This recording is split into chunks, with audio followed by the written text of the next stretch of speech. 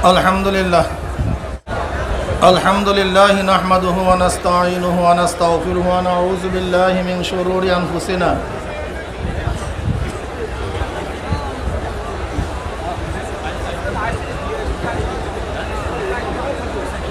মান ইয়াহদিল্লাহু ফালা মুদিল্লা লাহু ওয়া মান ইউদ্লিলহু ফালা হাদিয়া লাহু ونشهد أن لا إله إلا الله وحده لا شريك له ونشهد أن محمدا عبده ورسوله أما بعد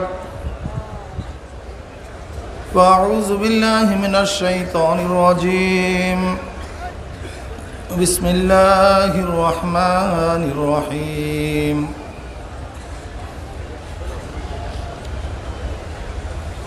إن الله وملائكته يصلون على النبي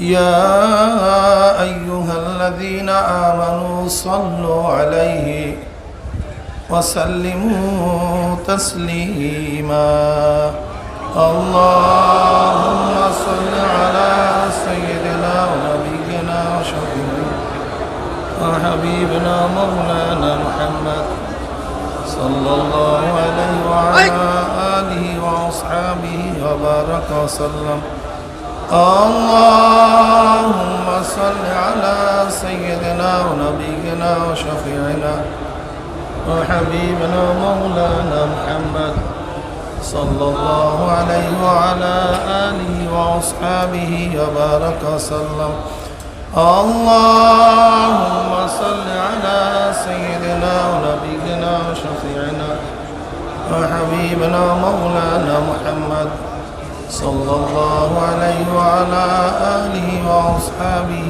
وبارك وسلم أعوذ بالله من الشيطان الرجيم بسم الله الرحمن الرحيم فريق في الجنة وفريق في السعير صدق الله العلي العظيم وصدق رسول النبي الكريم আল্লাহ পাকের বান্দা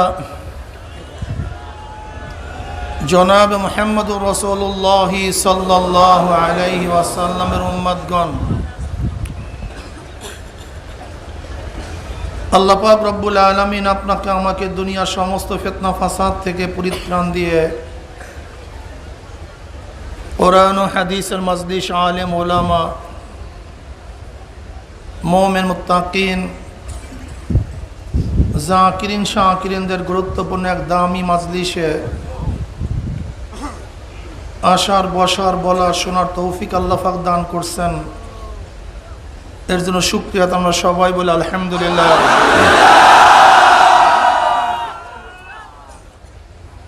অনেক মানুষ আসার ইচ্ছা করছিল, ঝামেলার কারণে আসতে পারে নাই। অনেক মানুষ আসছে, থাকতে পারে নাই। আবার অনেকে তো আসছে, জানাজা দিয়ে বিদায় হয়ে গেছে।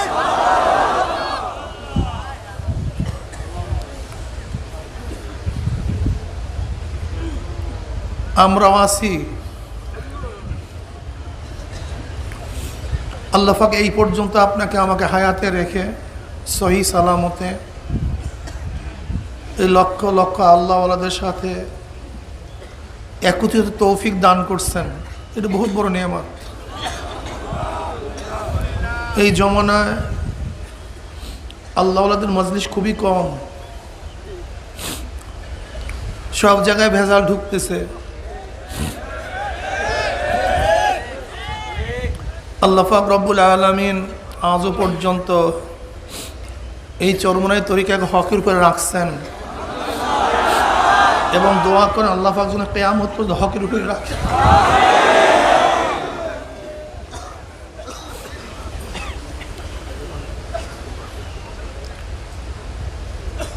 চরমনাই ময়দান এমন এক ময়দান, যে ময়দানে আসার পরে বহুত লোককে আল্লাহ পাক হেদায়েতের মালা পরায়া দেন।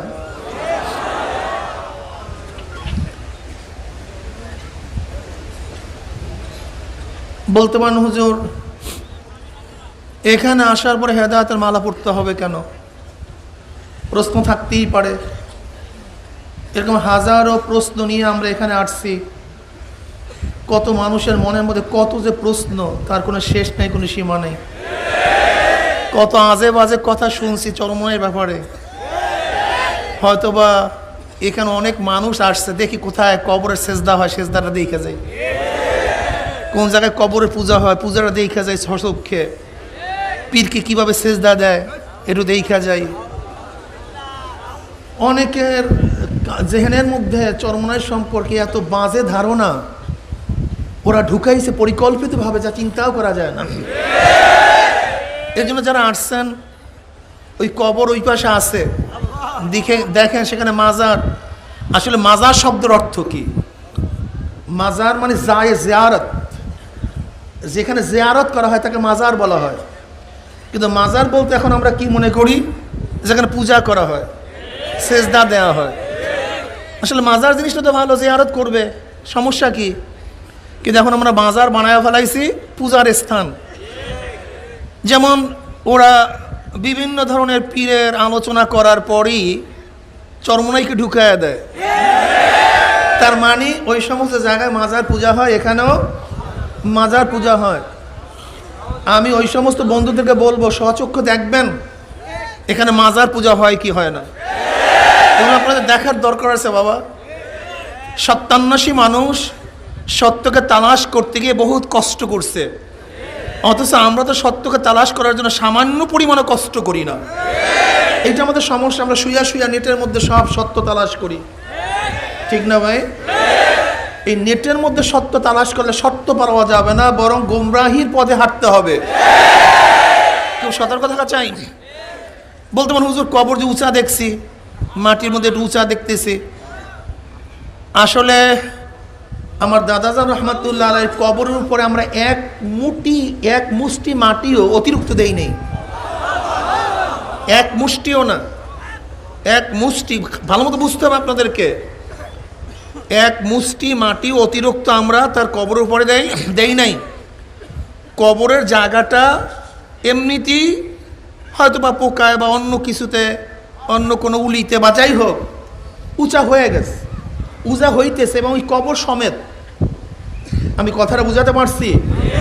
এটি নিয়ে আমাদের কোনো মাথাও ব্যথা নাই, ফেকেরও নাই, এর মধ্যে কোনো বরক্ত মনে করি না। আর এইটাকে আমাদের একেবারে বিশাল কিছু এরকম কিছু মনে করি না। এটার প্রশ্নের জবাব, আমরা ওইটা উঁচা করি নাই নিজেরা। হাদিসের মধ্যে আসছে নবী আলাইহিস সালাতু ওয়াস সালাম ওসমান বিন মাযুন রাদিয়াল্লাহু তাআলা, যিনি মুহাজিরদের মধ্যে প্রথম মদিনার মধ্যে ইন্তেকাল করেছেন, নবী আলাইহিস সালাতু ওয়াস সালাম তার দাফন করার পরে তার চিহ্নের জন্য বড় একটা পাথর নিয়ে আসতে বললেন, কিন্তু সাহাবারা আনতে পারতেছিলেন না। তখন নবী আলাইহিস নিজেও সাহায্য করেছেন। সাহায্য করিয়া সেই পাথরকে কবরের জায়গায় রাখছেন। কেন রাখছেন? যেন আমার ভাইয়ের কবরকে চিহ্নিত করতে পারি, জিয়ারত করতে পারি। এর জন্য আমরা ওইটাকে ইনহদাম করতে চাই না, সমতল করতে চাই না। চিহ্ন আছে, সমস্যা কি? লেকিন এটা আমরা পূজাও করি না। যেরকম সুন্নাত তরিকা অনুযায়ী আমরা সবাই এখানে কি করি ভাই? জিয়ারত করি। কি আপনারা কি করছেন? এই যাদের মনের মধ্যে এরকম প্রশ্ন ছিল, আলহামদুলিল্লাহ আশা করি হল হয়ে গেছে। এরপর আপনারা কি দেখেছেন? আমাদের পীরদের এখানে কি সেজদা করা হয়? কি করা হয়? মুসাফা করা হয়। হাদিসের মধ্যে আসছে যখন দুই মোমেন একত্রে মুসাফা করে হাত সরায় নেয়, আল্লাহ পাক রব্বুল আলামিন তাদের সমস্ত গুনাহকে ঝরাইয়া দেয়। এজন্য মুসাফা করি। কাজী এখানে সেজদার কোনো সিস্টেম নাই, মুসাফার সিস্টেম আছে, যেটা সুন্নাত। কি কথা ঠিক না ভাই? আপনারা কি করেন? এখানে আসার পরে জামাতে নামাজ পড়েন। আলহামদুলিল্লাহ এখানে নামাজের তাকিদ দেওয়া হয় কি হয় না? এবং জামাতের সাথে, তাকবীরুল্লাহর সাথে। আশা করি আপনারা দেখেছেন ভোর রাত্রে হাজার লক্ষ মানুষ তারা তাহাজ্জুদে দাঁড়ায় যায়। আশা করি যারা কোনোদিন তাহাজ্জুদ পড়ে নাই তারাও এখানে আসার পরে কি পড়ছে কি পড়ে নাই? আলহামদুলিল্লাহ। আমি এই কথাগুলো কেন বলতেছি? হাজারো প্রশ্ন, হাজারো বদবু, হাজারো গালিজ আপনাদের কলবের মধ্যে ঢুকাইয়া দিস।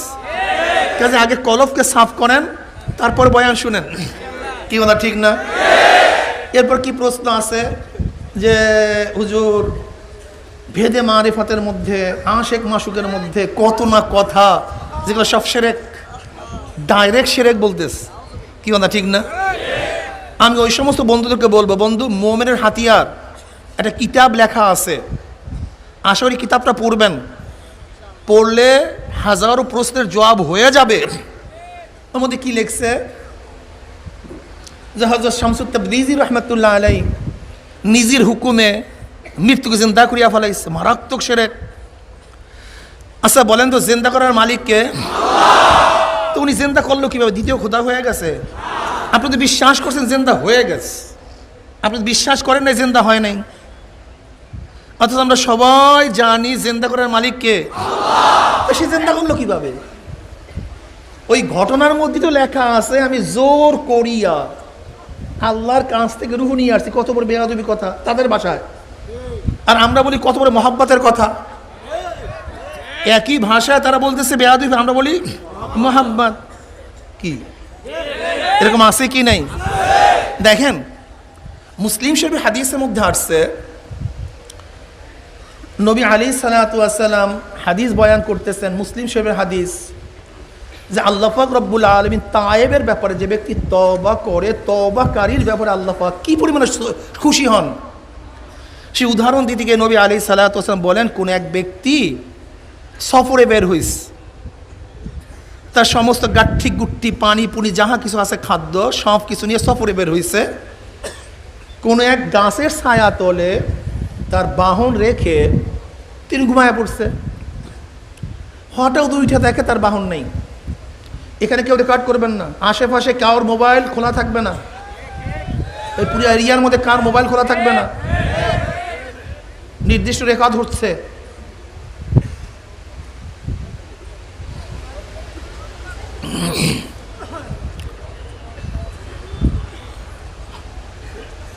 বাহন হারায় গেছে মরুভূমির মধ্যে। আপনারা বুঝতেও পারবেন না মরুভূমির অবস্থা কি হতে পারে, মারাত্মক এক অবস্থা। ব্যক্তি বাহন খোঁজ করতে করতে করতে করতে নিরাশ হয়ে কোনো এক জায়গাতে সে মরার প্ল্যান নিয়ে, মৃত্যুবরণ করবে এই প্ল্যান নিয়ে শুয়ে পড়ছে ক্লান্ত হয়ে। হঠাৎ চোখ খুলে দেখে তার সামনে তার বাহন হাজির। এখন ওই ব্যক্তি কেমন খুশি, সেই খুশির কোনো শেষ নেই। খুশির সাথে কি বলছে, আল্লাহুম্মা আনতা গোলামি ওয়া আনা রব্বুক। সে ব্যক্তি কি বলছে, আল্লাহ তুমি আমার গোলাম, আমি তোমার রব। আমি তোমার রব আর তুমি আমার গোলাম। সে অনেক খুশিতে ভুলটা করে ফেলাইছে। যে ব্যক্তি এত পরিমাণের খুশি হয়েছে, খুশির সাথে সে কি বলতেছে, আল্লাহ তুমি আমার, আমি তোমার। এই উদাহরণ কে দিছে?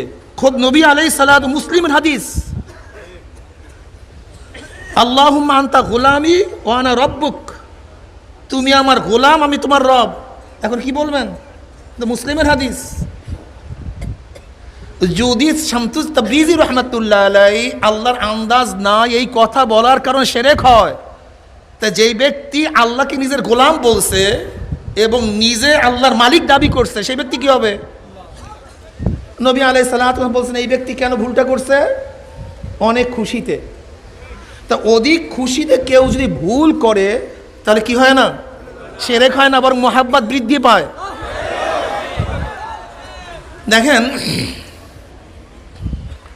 এক লম্বা হাদিসটা বয়ান করতেছে। বুখারী মুসলিমের মধ্যে হাদিস আসছে, মুসলিমের মধ্যে হাদিস আসছে, কিয়ামতের ময়দানে যখন সমস্ত মুমিন আটকা পড়বে, সমস্ত মুমিন আটকা পড়বে, জাহান্নামীরা জাহান্নামে চলে যাবে, কিন্তু এখন পর্যন্ত হিসাব নিকাশ শুরুই হয় নাই। হিসাব নিকাশ শুরু হচ্ছে না। সমস্ত উম্মাত উঠবে, নিজেরা মশওয়ারা করবে যে দেখি আমরা কাউর থেকে সুপারিশ করাতে পারি কিনা। কি করাতে পারি কিনা?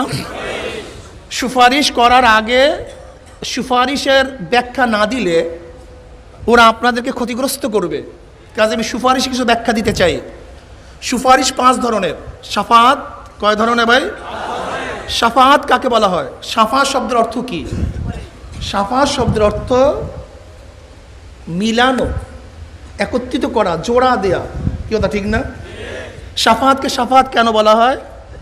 যেহেতু শাফাআতকারী যার জন্য শাফাআত করে, শাফাআত করার কারণে তার অন্যায় বা ন্যায়ের সাথে মিলিত হয়ে যায়, এর জন্য শাফাআত কি বলা হয়? শাফাআত বলা হয়। শাফাআত কয় ধরনের ভাই? 5 ধরনের।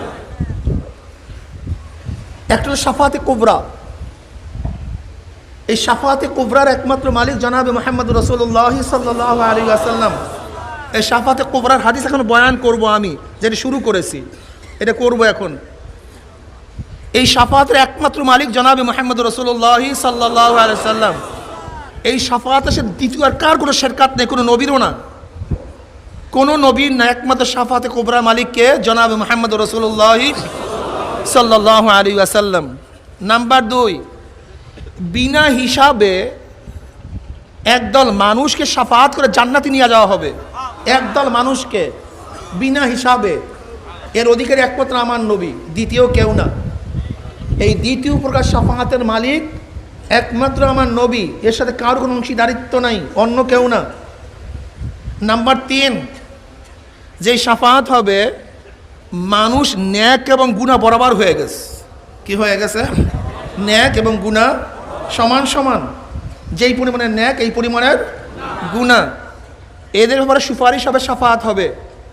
এই শাফাআতে শেরকাত করবে নবী, রসুল, অলি, আউলিয়াগণ, সবাই এই ব্যাপারে শাফাআত করবে। 3 নাম্বার প্রকার। নাম্বার 4, যাদের জাহান্নাম ওয়াজিব হয়ে গেছে, গুনার পাল্লা ভারী হয়ে গেছে, নেকের পাল্লা হালকা হয়ে গেছে, তাদের ব্যাপারে সুপারিশ হবে। এই সুপারিশের ব্যাপারেও সবাই শরীক, নবী, রসুল, আউলিয়া, ওলামা এবং জান্নাতীরা, এদের ব্যাপারে সুপারিশ করবে। নাম্বার 5, মর্যাদা বুলন্দ করার জন্য শাফাআত। এই সুপারিশের মধ্যেও সবাই অংশীদারি থাকবে, কিন্তু আগের 2 শাফাআতের মধ্যে একমাত্র নবী আলাইহিস সালাতু ওয়াস সালাম শাফাআত করবেন, এর মধ্যে অন্য কোনো নবীরও অংশীদারিত্ব নাই। অনেকে প্রশ্ন করতে পারে, হুজুর কিয়ামতের ভয়াবহ অবস্থা, এই সময় তো নবীরা পর্যন্ত নাফসি নাফসি বলবে, তো ওলিরা, ওলামায়ে কেরাম শাফাআত করবে কখন? আসলে এখানেই ওরা ধোকাটা দেয়। আসলে ধোকাটা এখানেই দেয়। আপনাকে মনে রাখতে হবে, হিসাব নিকাশ শুরু হওয়ার আগের সমস্ত ঘটনা, যখন সমস্ত নবীরা, ওলিরা বলবে নাফসি নাফসি, মাওলা আমাকে বাঁচাও, আমাকে বাঁচাও, এই ঘটনা এখন বলতেছি। নবী আলাইহিস সালাতু ওয়াস সালাম ফরমান, কিয়ামতের ময়দানে যখন মুমিনরা আটকা পড়ে যাবে, আল্লাহ পাক হিসাব নিকাশ শুরু করতেছেন না, তখন সমস্ত উম্মত বলবে আমরা এমন কোন ব্যক্তিকে চুজ করি যে আমাদের সুপারিশ করবে। কি করবে? সুপারিশ করবে। দেখেন, এই রওয়ায়াত কিন্তু বুখারী, মুসলিমের মধ্যে আসছে, মুত্তাফাকুন আলাইহির হাদিস, বিভিন্নভাবে আসছে। আল্লাহ পাক রব্বুল আলামিন কি ডাইরেক্ট সবাইকে মাফ করতে পারতেন না? তাহলে এই পদ্ধতি কেন করতেছেন? এটা আপনাকে প্রথম বুঝতে হবে। সমস্ত উম্মত উঠবে যে চলো নবী আদমের কাছে, সবাই যাবে আদমের কাছে, গিয়া বলবে আপনি আমাদের বাবা, আপনাকে আল্লাহ পাক নিজের হাতে সৃষ্টি করেছেন, খুব মায়া করে, দয়া করে। আপনাকে আল্লাহ পাক জান্নাত দান করছেন।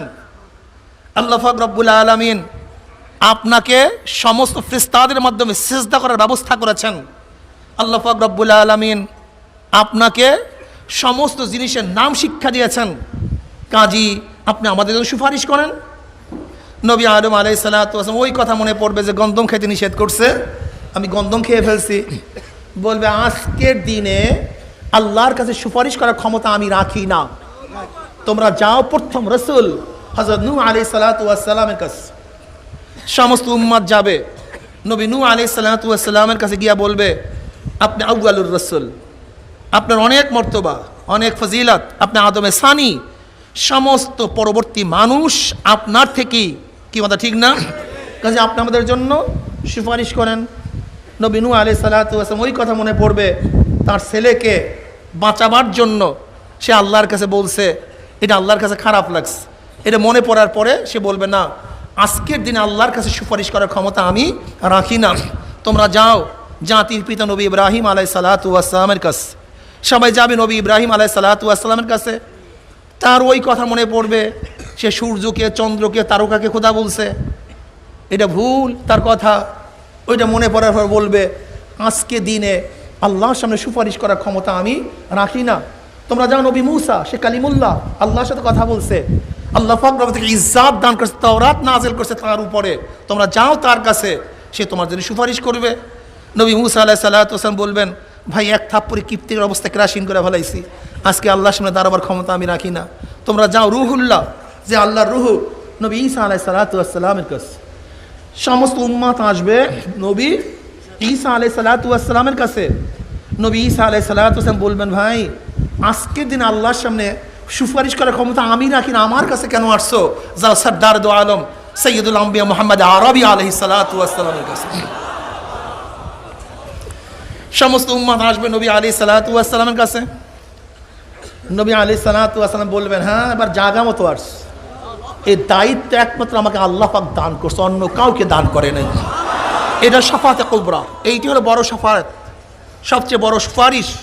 এখান থেকে কিয়ামতের ফয়সালা শুরু হবে। এই 5 শাফাত নবী আলাইহিস সালাতু ওয়াস সালাম ফরমান। এরপর নবী আলাইহিস সালাতু ওয়াস সালাম উঠবেন, আল্লাহর সামনে যাবেন। আল্লাহকে দেখার সাথে সাথে নবী আলাইহিস সালাতু ওয়াস সালাম সিজদায় পড়ে যাবেন। এক সিজদার মধ্যে কতক্ষণ থাকবে আল্লাহ পাক যতক্ষণ রাখার ইচ্ছা ততক্ষণ তিনি থাকবেন। নবী আলাইহিস সালাতু ফরমান, তখন আল্লাহ পাক রব্বুল আলামিন আমাকে কিছু দোয়া শিক্ষা দিবেন, যেই দোয়া আমি এখন জানি না, তখনই শিক্ষা দেওয়া হবে। সেই দোয়ার ভিত্তিতে আমাকে আল্লাহ পাক রব্বুল আলামিন সুপারিশ করতে বলবেন। হাদিসের মধ্যে আসছে, নবী আলাইহিস সালাতু ওয়াস সালাম যখন সিজদায় পড়বেন, নবী আলাইহিস সালাতু ওয়াস সালামকে লক্ষ্য করে আল্লাহ পাক বলেন, ইরফা রাসাক, তুমি তোমার মাথাকে উঠাও, কুল, তুমি বলো, তুসমা, আমি শুনবো, সাল তুতা, তুমি আমাকে সুয়াল করো, তোমাকে দেওয়া হবে, ইশফা তুশাফা, তুমি আমাকে যে সুপারিশ করবা সেই সুপারিশ আমি কবুল করব, যা করো আমি সেইটাই তোমাকে কবুল করব। নবী আলাইহিস সালাতু ওয়াস সালাম এরপর সিজদার থেকে উঠবেন। আল্লাহ পাক রব্বুল আলামিন তাকে বলবেন, যাও তুমি জাহান্নামে গিয়ে তোমার মনে যা চায় একটা সংখ্যা বলবেন, এই পরিমাণের লোক তুমি বের করে নিয়ে আসো। নবী আলাইহিস সালাতু ওয়াস সালাম নির্ধারিত সেই লোক জাহান্নাম থেকে বের করে নিয়ে আসবে, জাহান্নাম থেকে বের করে নিয়ে আসবে। নবী আলাইহিস সালাতু ওয়াস সালাম বলবেন, আল্লাহ আর তো নাই। বলেন না, আবারও যাও, আবারও সিজদায় পড়বেন। নবী আলাইহিস সালাতু ওয়াস সালাম দ্বিতীয়বার সিজদায় পড়বেন। এবার আল্লাহ পাক এইভাবে বলবেন, আবারও যাবেন, জাহান্নাম থেকে নিয়ে আসবেন, আবারও তৃতীয়বার আসবেন, জাহান্নামে যাবেন, নিয়ে আসবেন। এরপর যখন পুলসিরাত কায়েম করা হবে, পুলসিরাত কায়েম করা হবে, জান্নাতীরা জান্নাতে চলে যায়, ফয়সালা হয়ে যাবে জান্নাতের। এরপরে নবী আলাইহিস সালাতু ওয়াস সালাম বললেন, হাত্তা খালাসা মিনাল নার, যখন মুমিনরা জাহান্নাম থেকে নাজাত পেয়ে যাবে, মা মিন আহাদিম মিনকুম বি আশাদ্দা মুনাশাদাতান ফিল হক, তোমরা একে অপরকে যেইভাবে তোমাদের জমি জায়গা নিয়ে আসার জন্য ঝগড়া করো, মা মিন আহাদিম মিনকুম, মা মিন আহাদিম মিনকুম বি আশাদ্দা মুনাশাদাতান মিনাল হক কদ তাবায়্যানা মিনাল মুমিনিনা লিল্লাহি ইয়াউমুল কিয়ামা লিইখওয়ানিহিমুল্লাযীনা ফিন নার, যেরকম তোমরা নিজেদের হক আদায় করার জন্য একই অপরের সাথে ঝগড়া করো, এইভাবে কিয়ামতের ময়দানে মুমিনরা যারা জাহান্নামের মধ্যে পড়ে আছে তাদেরকে বের করার জন্য আল্লাহর সাথে ঝগড়া শুরু করে দেবে।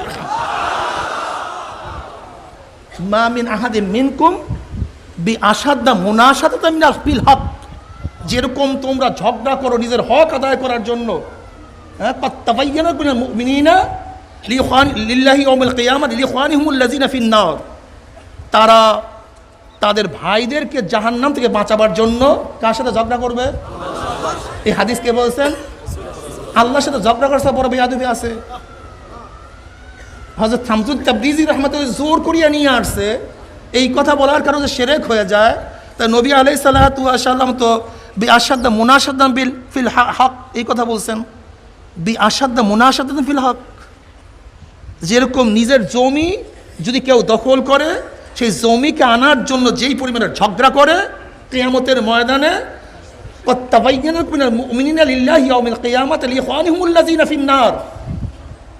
তাদের জন্য এই পরিমাণে ঝগড়া করবে, আল্লাহ আমার ভাইকে আমি আনতেই হবে, নিয়েই আসবো, ছাড়বো না।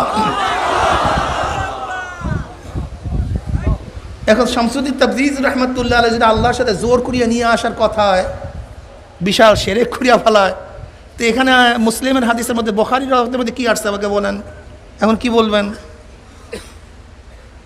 আসলে সবচেয়ে বড় সমস্যাকে জানেন নাকি? আমাদের সমস্যা হলো মোতালার অভাব, না জানার অভাব, এই কারণে আমাদের সমস্যায় পড়ি, আর কিচ্ছু না। এরপরে শোনেন, নবী আলাইহিস সালাতু ওয়াস সালাম ফরমান, যখন তার ভাইদের জন্য এরকম আল্লাহ পাক রব্বুল আলামিনের কাছে ঝগড়া শুরু করবে, ইয়াকুলু লাহুম আখরিজু মান আরাফতুম, স্পষ্ট হাদিসের মধ্যে আসছে আল্লাহ পাক রব্বুল আলামিন মুমিন থেকে বলবেন আখরিজু মান আরাফতুম, আখরিজু তোমরা বের করো। কারা বের করবে? আখরিজু মান আরাফতুম, তোমরা যাকে যাকে চেনো সব বের করে নিয়ে আস। কি সুপারিশ হবে না নাকি? এ তো বুখারীর রওয়ায়াত বলতেছি, মুসলিমের রওয়ায়াত বলতেছি, আল্লাহ পাক তাকে অনুমতি দিয়ে দিবেন। এখন যারা বলে তোমরা ফিরেরা বলে লইয়া যাইবে সব কান্দে করিয়া, আসলে সমস্যাটা কি জানেন? আমরা যাদেরকে মহাব্বত করি, আমরা তাদের উপরে আকীদা রাখি, বিশ্বাস রাখি, কেন? আমরা তাদের কাছ থেকে দেখি নামাজ কাজা করে না, একটা ফরজ তো ছাড়িই না, ওয়াজিব ছাড়ে না, সুন্নাত ছাড়ে না, মুস্তাহাব ছাড়ে না, সারাদিন ইবাদতের মগ্ন থাকে। কাজে আমরা যাদেরকে মহাব্বত করি, আমরা বিশ্বাস করি এটা জান্নাতে যাবে। আর ওই যাদেরকে মহাব্বত করা, ধোঁকাবাজি করা, নিজেদের নেতাদের রাস্তা নাই যে ওরা জান্নাতে যাবে।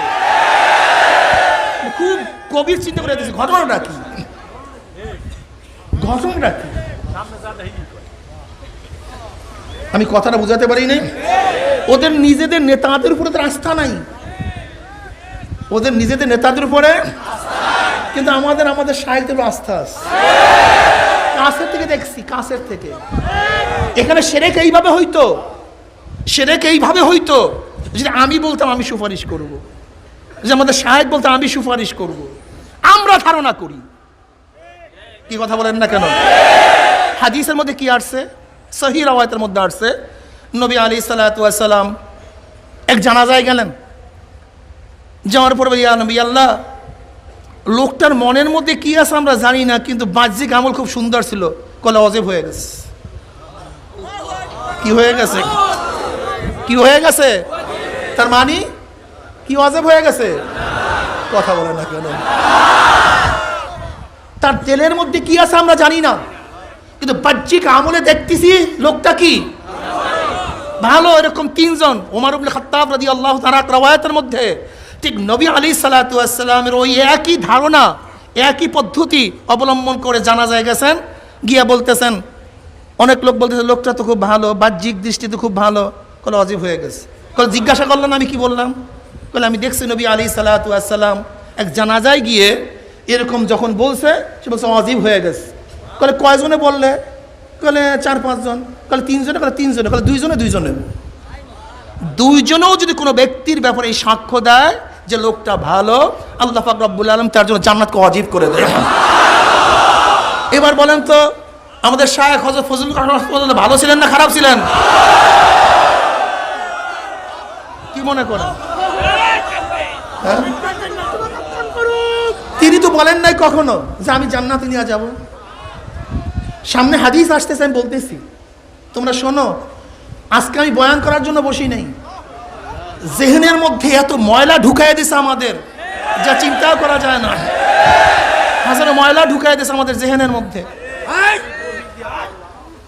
আল্লাহ আমাদের সবাইকে মাফ করে দেন। এরপরে নবী আলাইহিস সালাতু ওয়াস সালাম ফরমান, মুমিনরা যাবে গিয়া যত ভাইদেরকে তারা চিনে। এই হাদিসের ব্যাখ্যা অনেক মুহাদ্দিসিনরা বলেন, এরকম মুমিনদের সাথে বেশি তাআরুফ থাকা চাই, পরিচয় থাকা চাই। এর জন্য আমাদের তরিকার লাইনে এই যে দেখা সাক্ষাৎ, এই দেখা সাক্ষাৎ কেন? এর একটা পদ্ধতি প্রত্যেকে চেনা উচিত, জানা উচিত, কি কথা ঠিক না? তা বলতে হুজুর এত লোক চেনবো কিভাবে? এত লোক চেনার দরকার নাই, আল্লাহ পাক রব্বুল চেনার ব্যবস্থা করে দিবেন। এরপর যাবে মোমেনরা, গিয়া সব নিয়ে আসবে, বলে আল্লাহ আর কেউ নাই জাহান্নামের মধ্যে, সব নিয়ে আসছে। বলে আবারও যাও, যাদের অন্তরের মধ্যে 1 দিরহাম পরিমাণ ঈমান আছে তাদেরকে নিয়ে আসো। এবার আবার যাবে, অনেক লোক নিয়ে আসবে, এবারও অনেক লোক নিয়ে আসবে। আহলে কোরআনিয়ারা কি বলে, কেউ যদি একবার জাহান্নামে ঢুকে তাকে আর জাহান্নাম থেকে বের করা যাবে না। এরা আসলে হাদিস পড়ে নাই, হাদিস জানে না। এরপরে অনেক নিয়ে আসবে, আসার পরে বলবে আল্লাহ আর নাই বাকি। বলে যাও, যাদের অন্তরের মধ্যে 1/2 দিরহাম পর্যন্ত ঈমান আছে তাদেরকে নিয়ে আস। আমারও যাবে, গিয়ে বহু সংখ্যক নিয়ে আসবে। এবার আল্লাহ আর নাই, বলে আবারও যাও, যাদের অন্তরের মধ্যে কোনো পরিমাণে ঈমান আছে তাদেরকে নিয়ে আসো। এবার আবারও যাবে, কারা যাবে ভাই? কথা বলেন না কেন? না নবীরা, না রসুলরা? লিল মুমিন, মোমেনদের জন্য এই হুকুম। নবী রসুল তো ভিন্ন মিয়া, এটা মোমেনের কথা বলতেছে, কি কথা ঠিক না? এরবার আল্লাহ পাক রব্বুল আলামিন বলবেন, নবীরা সুপারিশ করছে, ফেরেশতারা সুপারিশ করছে, জান্নাতীরা মুমিনরা সুপারিশ করছে, এবার রহমানুর রহিমের খেলা। এরপর আল্লাহ পাক রব্বুল আলামিন এরকম খেও মারবে একটা, এরকম হাদিসের মধ্যে আসছে খেও মারবে, বুখারীর মধ্যে আসছে, মুসলিমের মধ্যে আসছে। এই খেয়ার মধ্যে আল্লাহ পাক রব্বুল আলামিন জাহান্নাম থেকে যারা জীবনে একবার লা ইলাহা ইল্লাল্লাহ পড়ছে, কয়বার? কোনো আমল করে নাই, শুধু ঈমান নিয়ে গেছে, শুধু ঈমান। হাদিসের মধ্যে আসছে যে ব্যক্তি জীবনে একবার আল্লাহকে আল্লাহ কইয়া ডাক দিবে, আল্লাহ তাকে চিরজীবনের জন্য জাহান্নামে রাখবে না।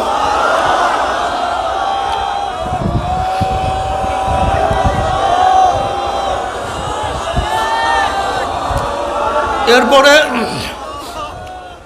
তাদেরকে জাহান্নাম থেকে বের করা হবে।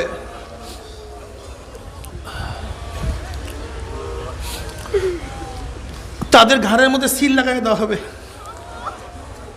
আল্লাহ আজাদকৃত ঘাড়ের মধ্যে সিল থাকবে। জান্নাতের মধ্যে তারা ঢুকবে ঠিকই, কিন্তু ঘাড়ের মধ্যে মোহর লাগানো থাকবে, আজাদকৃত আল্লাহ পাকের। আল্লাহ পাক এদেরকে দুনিয়াতে কোনো নেক আমল না করার পরেও আল্লাহ ওদেরকে আজাদ করে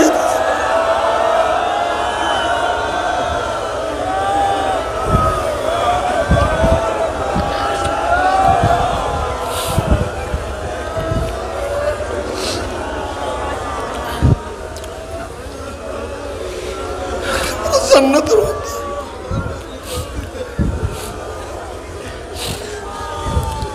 আজাদ কি হিসেবে ঘোরাফেরা করবে।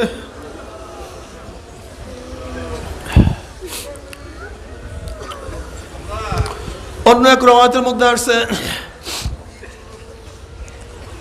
নবী আলাইহিস সালাতু ওয়াস সালাম ফরমান,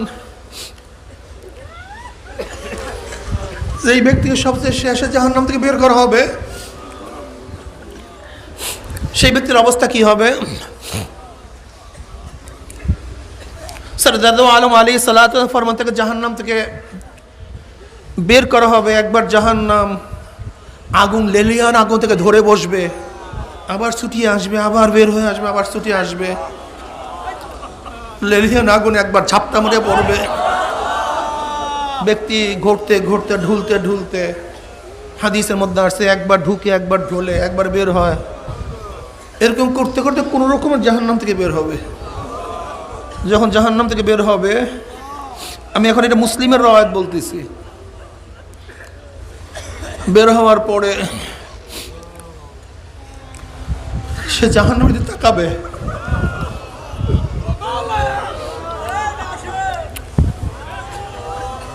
বলবে শুকর ওই মাওলার যিনি তোকে তোর থেকে আমাকে নাজাত দিছে, ওই মাওলার শুকর। এবং বলবে যে আল্লাহ পাক আমার আগে আমার পরে এই নিয়ামতে কাউকে ভূষিত করে নেই।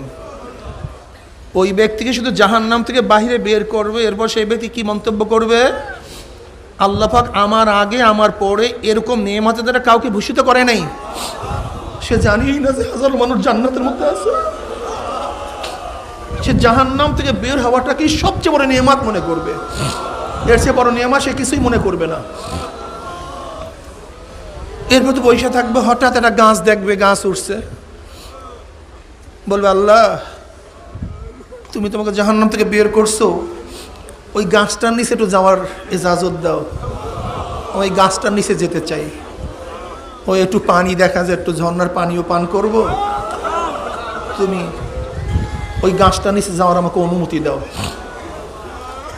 আল্লাহ বলবেন তুই তো আর কিছু আমার কাছে চাবি না, আর কিছু চাবি?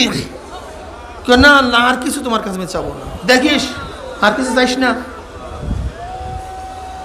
তুই ওইটা ইজাজত চাইছ, তোকে ওই ইজাজত দেওয়া হলো, তুই ওখানে যা। ওই ব্যক্তি গাছের নিচে যাবে, পানি পান করবে, কি যে মজা।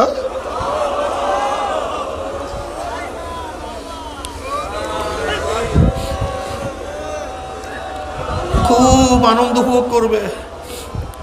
এরপর নবী আলাইহিস সালাতু ফরমানো দূরে আর একটা গাছ উঠবে, সেটা উঠছেও সুন্দর।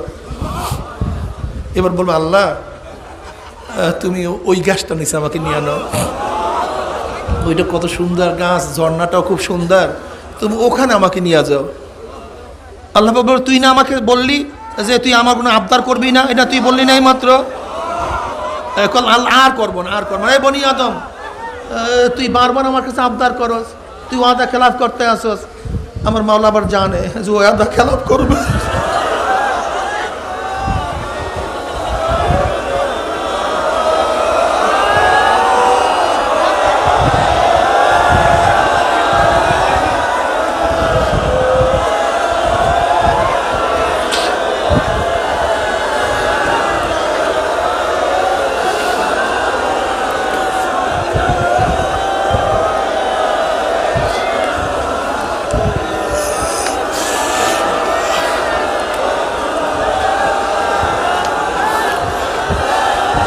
এরপরে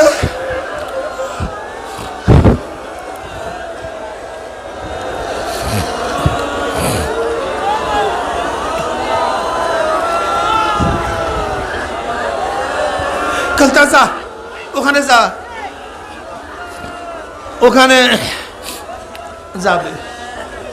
যাওয়ার পরে ও পানি পান করবে, গাছের আশ্রয় তোলে, কি আরাম। এরপরে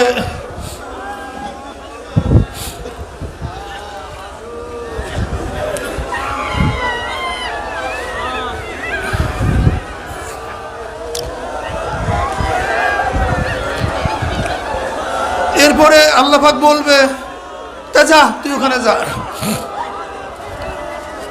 ওখানে থাকবে, কিছুদিন থাকার পরে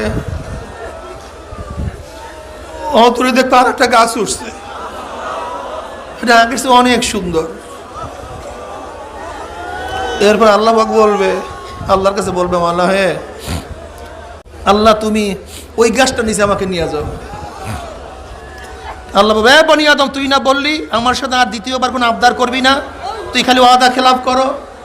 হ্যাঁ তুই না বললি তুই আমার কাছে আর কোনো আবদার করবি না। নবী বলেন আল্লাহ পাক তো জানো আবদার রক্ষা করতে পারবে না, ওয়াদাও ঠিক রাখতে পারবে না। ওইটা দেখার পরে আবারও আমার কাছে ওইটা চাইবে। আমার মাওলা বান্দা শুধু বাহানা করতে চায়, শুধু বাহানা।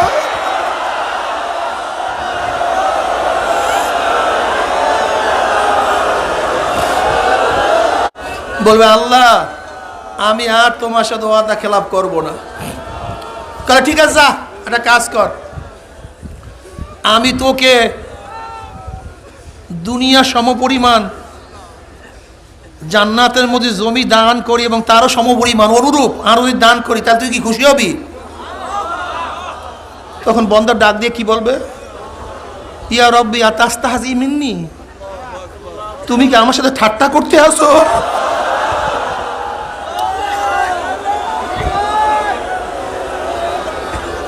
অন্ত রব্বুল আলামিন,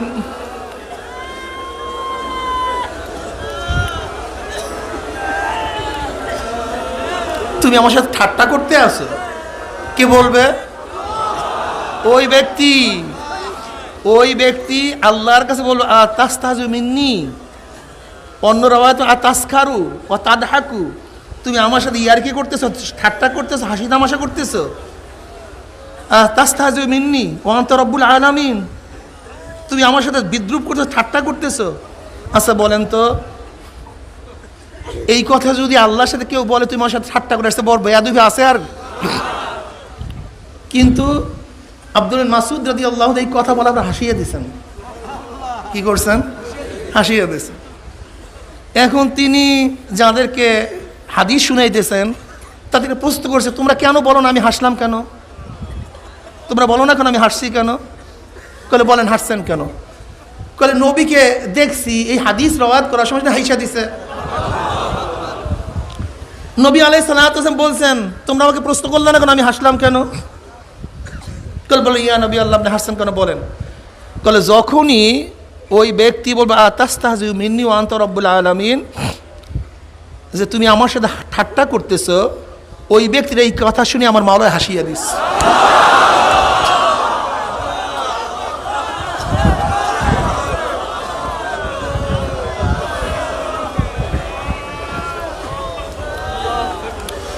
এখন প্রশ্ন করতে চাই, যদি আল্লাহকে কেউ বলে তুমি আমার সাথে ঠাট্টা করতেছো, এই শব্দ বললে কি শিরক হবে? বেয়াদবি হবে?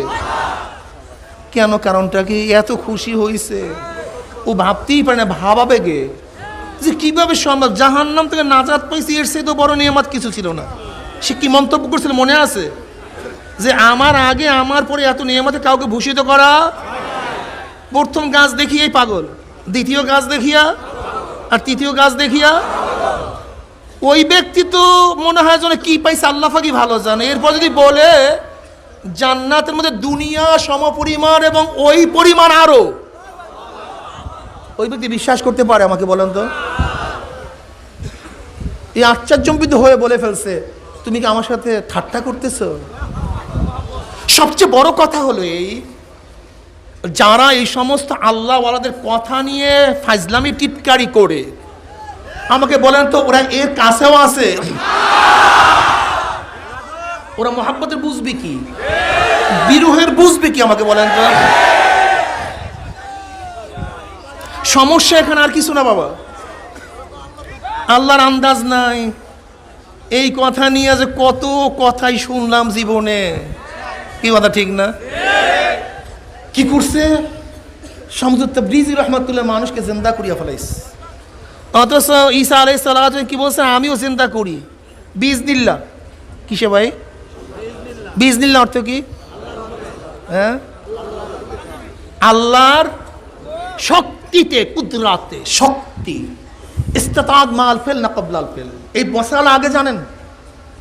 ইস্তাতাদ মাল ফেল না কবলাল ফেল। আমাদের আকীদা হল ইস্তাতাদ মাল ফেল, কবলাল ফেল না। যখন বান্দা কোনো কিছু করার ইচ্ছা করে তখন আল্লাহ পাক রব্বুল আলামিন ওইটা করার মতো শক্তি তাকে দান করেন। যখন হযরত ঈসা আলাইহিস সালাতু ওয়াস সালাম জিন্দা করার জন্য ইচ্ছা পোষণ করেন, তখন আমার মাওলা পাক রব্বুল আলামিন জিন্দা করার ক্ষমতা তার মধ্যে ঢুকায়া দেন। বেশ ভালো কথা। এটা যদি শিরক হয়ে থাকে তাহলে এই মাসালা কি জবাব দিবেন? সুম্মা কাসাত কুলুবুকুম মিন বাদি যালিকা ফাহিয়া কাল হিজারাতি ওয়া শাদ্দু কাসওয়া। এই আয়াতের শানে নজুলে ইবনে কাসির রহমাতুল্লাহ হাদিস নিয়ে আসছেন। ইবনে কাসির রহমাতুল্লাহ আলাইহি তাফসীরের জগতে সবচেয়ে নির্ভরযোগ্য তাফসীরের কিতাব। তিনি বলেন সুম্মা কাসাত কুলুবুকুম মিন বাদি যালিকা ফাহিয়া কাল হিজারাতি ওয়া শাদ্দু কাসওয়া। বনি ইসরাইলের কোনো এক ভাইয়ের ছেলে তার চাচাকে হত্যা করছে, কিন্তু কোথাও সাক্ষী পাওয়া যাইতেছে না। তখন বলা হইল ওই জবেকৃত গরুর গোশত নিয়া মরা মানুষের দেহের উপর আঘাত করো, আঘাত করলেই মানুষ জিন্দা হয়ে যাবে। তাই করা হইল। যখন ওই গরু জবেকৃত গরুর গোশত নিয়ে মরা মানুষের শরীরের মধ্যে আঘাত করছে, ব্যক্তি জিন্দা হয়ে গেছে। জিন্দা হয়ে বলছে আমাকে অমুক হত্যা করছে, সাক্ষী দিছে ডাইরেক্ট। এরপরও সে ব্যক্তি কসম খেয়ে বলতেছে না আমি তাকে হত্যা করিনি। একজন মরা মানুষ জিন্দা হইয়া ডাইরেক্ট সাক্ষী দেওয়ার পরেও সে বলছে আমি তাকে হত্যা করি নাই। এখন আমাকে বলেন তো, ওই গরুর গোশের মধ্যে কি হত্যা করার কোনো মানে জিন্দা করার কি কোনো ক্ষমতা আছে? আমাকে বলেন, কোনো ক্ষমতা নাই। কাজী এখন যদি মনে করেন, আপনাকে বসতে বলছি, এখন আপনি যদি বলেন যে গরুর গোশের মধ্যে জিন্দা করার ক্ষমতা আছে, তাহলে আপনি কি করবেন? অথচ ইবনে কাসিরের মধ্যে রওয়ায়াত আসছে। দেখেন, জিন্দা করার ক্ষমতা কার মধ্যে নাই? জিন্দা করার ক্ষমতা কার মধ্যে নাই? এই ক্ষমতা কার মধ্যে আছে? কিন্তু আল্লাহ যদি কাউকে দিয়ে দেন, ওয়া ইনদাহু মাফাতিল গায়ব লা ইয়ালামুহা ইল্লা হুয়া, গায়বের মালিক কে? অন্য কেউ? তাই বদরের ময়দানে আগের দিনের ঘটনা নবী বুখারীর মধ্যে রওয়ায়াত আছে। নবী আলাইহিস সালাতু ওয়াস সালাম আঁকায় আঁকায় বলছেন এই জায়গায় অমুকের লাশ থাকবে, এই জায়গায় অমুকের লাশ থাকবে, এই জায়গায় অমুকের লাশ থাকবে। ওলামায়ে কেরাম জানি না কত রওয়ায়াত পাইছেন কিনা, আল্লাহ পাকের হুকুমে করছি, আল্লাহ পাক জানায় দিয়েছে করছি, এরকম কোনো রওয়ায়াত পাইছেন আপনি? তা নবী বললেন কিভাবে? কথা বলেন। আল্লাহ জানায় দিছে। আল্লাহ জানায় দিছে এইটা বলার জরুরত নাই। কারণ আমাদের আকীদা, আমাদের বিশ্বাস, গায়েবের মালিক কে জানেন? কাউকে তিনি জানাতে পারেন। এতে আশ্চর্য হওয়ার কিছু নাই। কি কথা বোঝাতে পারি নাই? দেখেন,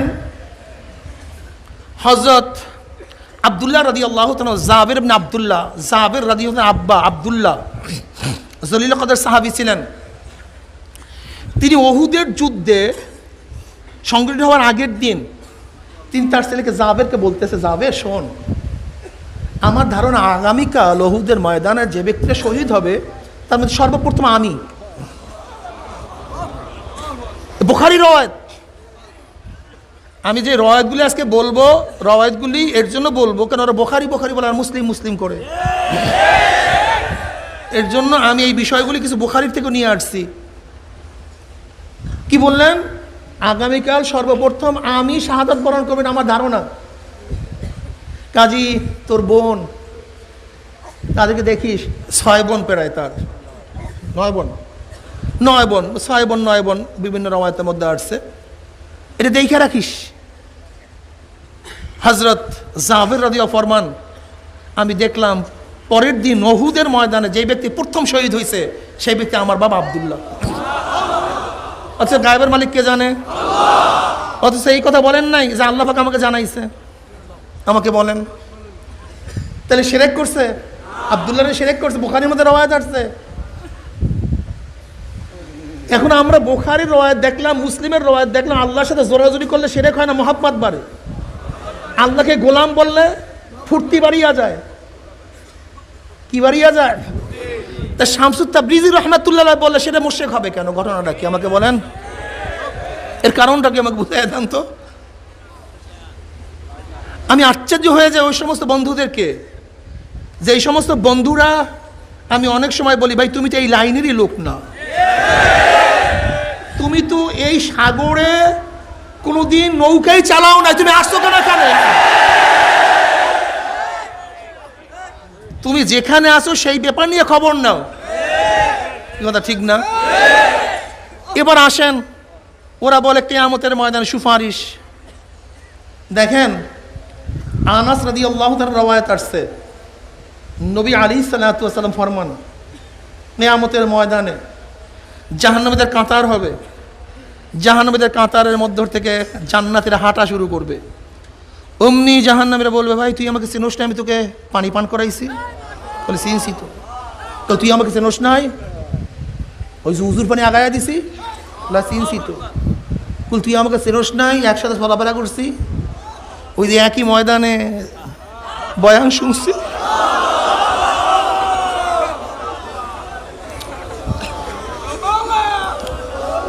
তুই আমাকে চেনোস নেই, একই সাথে চলাফেরা করছি।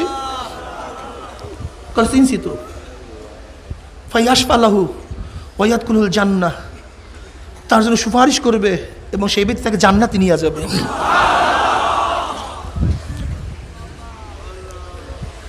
তিরমিজির মধ্যে রওয়ায়াত আসছে আন আব্দুল্লাহ ইবনে আবিল জাদআ قال سمعت رسول الله صلى الله عليه وسلم يقول يدخل الجنة بشفاعة الرجل من أمتي يدخل الجنة بشفاعة الرجل من أمتي أكثر من بني تميم। তিরমিজির রওয়ায়াত আছে নবী আলাইহিস সালাতু ওয়াস সালাম ফরমান ইয়াদখুলুল জান্নাতা ফি শাফাআতি রাজুল মিন উম্মতি আকসারু মিন বানি তামিম। তিরমিজির মধ্যে রওয়ায়াত আছে যে কিয়ামতের ময়দানে আল্লাহ পাক রব্বুল আলামিন এক ব্যক্তির শাফাআতে বনি তামিমের গোত্রের লোকের চেয়েও অনেক বেশিকে জান্নাতে প্রবেশ করাবেন, জান্নাতে চলে যাবে। বনি তামিমের উদাহরণ দিল কেন? আরবের মধ্যে বনি তামিম গোত্র ছিল সবচেয়ে বড় গোত্র, অসংখ্য লোক ছিল। তাই ইয়াদখুলুল জান্নাতা বিশাফাআতি রাজুলিন মিন উম্মতি আকসারু মিন বানি তামিম। যারা বনি তামিমের চেয়ে অনেক সংখ্যক লোককে আমার উম্মতের একজনের সুপারিশ করিয়া জান্নাতে নিয়ে যাবে। ওয়ান আবি সাঈদ রাদিয়াল্লাহু তাআলা আন রাসূলুল্লাহ সাল্লাল্লাহু আলাইহি ওয়াসাল্লাম قال ইন্না মিন উম্মতি ইয়াশফাউ মিন ফিয়ামেন অমিনহুম মান ইয়াশফাউ লিকাবিলাতিন অমিনহুম মান ইয়াশফাউ লিলউসবাতি অমিনহুম মান ইয়াশফাউ লিরজুলি হাত্তা ইয়াদখুলুল জান্নাহ।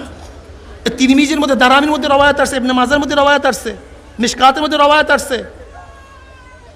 নবী আলাইহিস সালাতু ওয়াস সালাম ফরমান ইন্না মিন উম্মতি ইয়াশফাউ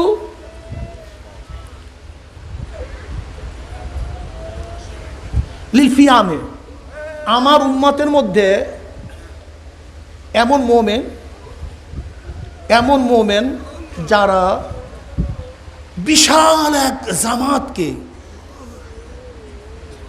বিশাল এক মিনা ফিয়াম, বিশাল এক জামাতকে সুপারিশ করে জান্নাতে নিয়ে যাবে। বিশাল জামাত। অমিনহুম মান ইয়াশফাউ লিল কবিলাতে, আমার উম্মতের মধ্যে এমন একদল উম্মত হবে, মোমেন হবে, যারা কবিলার লোক, এক গোত্রের লোক শাফাআত করিয়া জান্নাতে নিয়ে যাবে। অমিনহুম মান ইয়াশফাউ লিল উসবাতে, তাদের মধ্যে একদল এমন হবে যারা তার পরিবার পরিজনকে শাফাআত করিয়া, আত্মীয় স্বজনকে শাফাআত করে জান্নাতে নিয়ে যাবে। অমিনহুম মান ইয়াশফাউ লির রাজুলি, তাদের মধ্যে এমন হবে যারা কোনো এক ব্যক্তির জন্য সুপারিশ করবে, হাত্তা ইয়াদখুলুল জান্নাহ, এমনকি সুপারিশ করতে করতে করতে করতে আমার একজন উম্মত বাকি থাকবে না, সবাই জান্নাতে চলে যাবে। তিরমিজির মধ্যে রওয়ায়াত আসছে।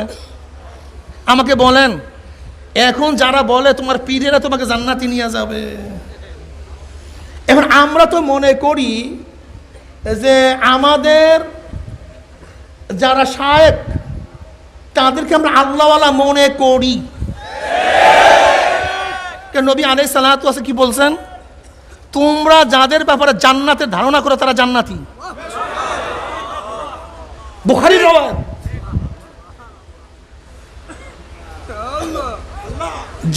যাদের ব্যাপারে তুমি ধারণা করো ভালো, যাদের ব্যাপারে তোমার জান্নাতি দাবি করো, ধারণা করো, গুমান করো, তারা জান্নাতি। সহিহ রওয়ায়াতের মধ্যে আসছে। কাজে আমরা তো আমাদের মুরব্বিদেরকে কাছের থেকে দেখা মনে করে জান্নাতি, আর তোমরা তোমাদের মুরব্বিদেরকে কাছের থেকে মনে করতে পারো না জান্নাতি। এর জন্য তোমাদের মুরব্বিদের আস্থা নাই, কিন্তু আমাদের মুরব্বিদের আস্থা আছে। ব্যাপারটা বোঝেন না? ঘটনা এখানে আর কিচ্ছু না।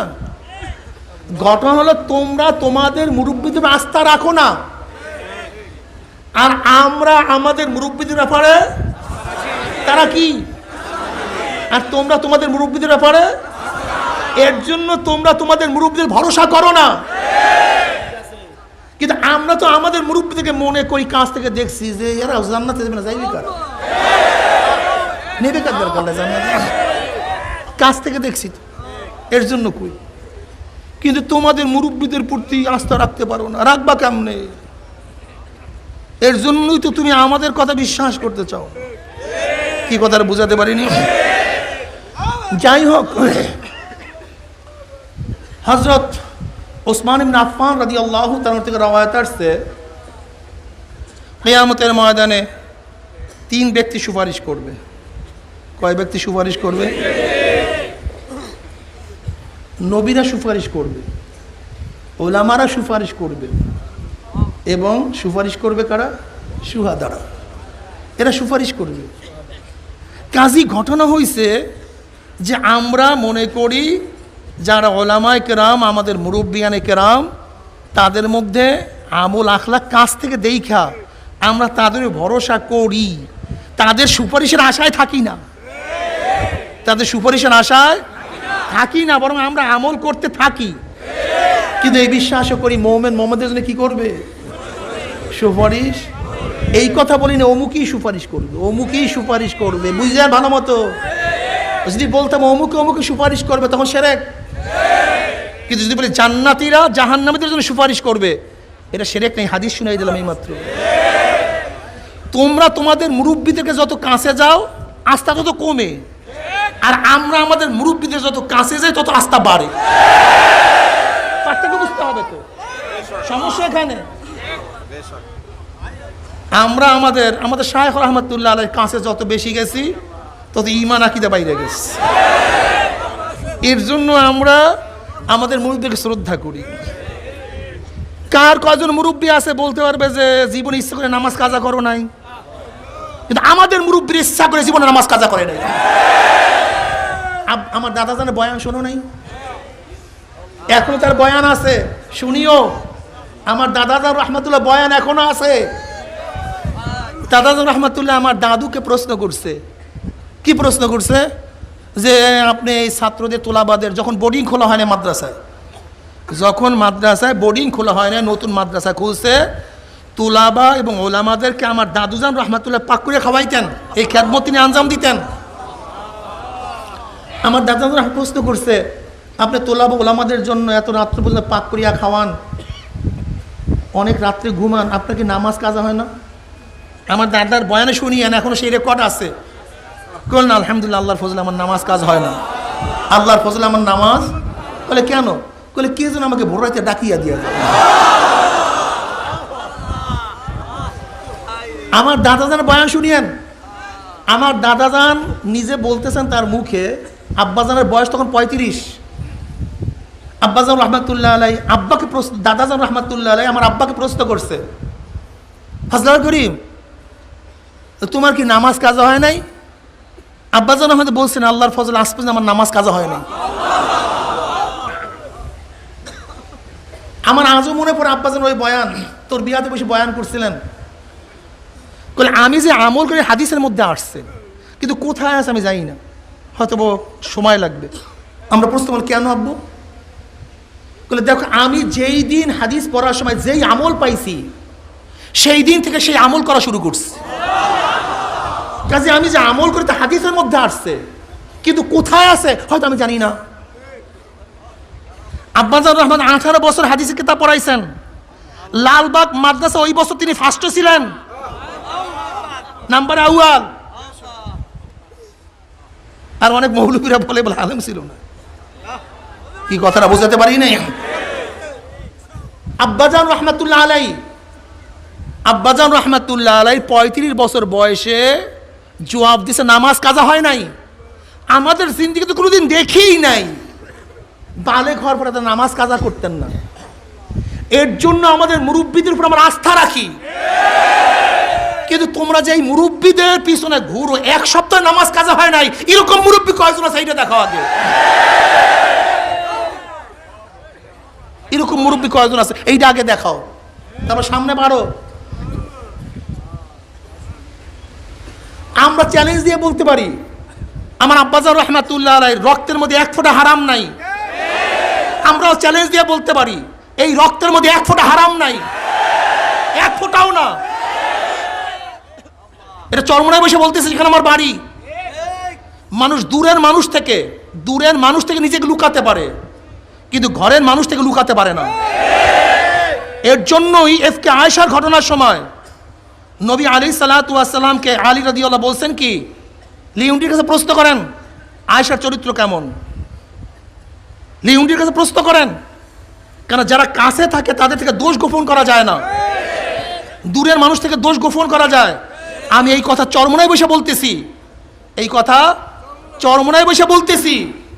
আজ পর্যন্ত কেউ বলতে পারবে না, এই গ্রামের মধ্যে কেউ বলতে পারবে না যে ছোটবেলার থেকে কারোর বাড়ির একটা আম তাদের অনুমতি পেতে সিরা খাইছি, এরকম কেউ বলতে পারবে না। আলহামদুলিল্লাহ, এটা আমরা বলতে পারি বুকে হাত দিয়া, এটা আমরা বলতে পারি।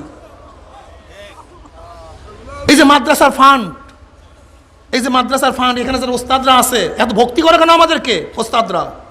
কারণটা কি? মাদ্রাসার ফান্ডের মধ্যে আমাদের একটা ওয়াল হলো পাথরের ওয়ালের মতো, পাথরের ওয়ালের মতো, পাথরের ওয়ালের মতো। আল্লাহ পাকের ফজল এবং করমে বলতেছি, কোনো টাকা সন্দেহ হলেও সেটা মাদ্রাসায় দান করে দিই, নিজেরা গ্রহণ করি না। আল্লাহর ফজলের উপরে ভরসা করে বলতেছি, এই যে মাদ্রাসার মধ্যে, এই যে মাঠের মধ্যে দেখেন, এর মধ্যে আমার নিজের আব্বার খরিদকৃত করে জমি সব মাদ্রাসা দান করা। এই যে মাদ্রাসা দেখেন, আমার নিজের দাদুর জমিতে, ওই মাদ্রাসায় পুরান মাদ্রাসা, আমার নিজের দাদুর মাদ্রাসা, তার জমিতে। হিসাবটা বুঝাতে পারছি? কাজে ঘটনা হয়েছে, আমরা যেরকম মুসা হয়ে কথা বলি, সাহস রেখে কথা বলি, কারণ কার মাথা নিচে তো পাও নাই, কার পা নিচে মাথা নাই। দালালি কি জিনিস আমার বাবাও বুঝে না, আমরাও বুঝি না। এই দালালি ফালের আমরা বুঝিই না। দালালি করবো কোনো, কার দালালি করবো, কিসের জন্য করব? দালালি একজন আর করি, কথা বলেন না কেন? চরমনের বিরুদ্ধে কাউ দালালি করেন, একমাত্র আল্লাহ দালালি করে, মাওলা দালালি করে, অন্য কাউ দালালি আমরা করি না।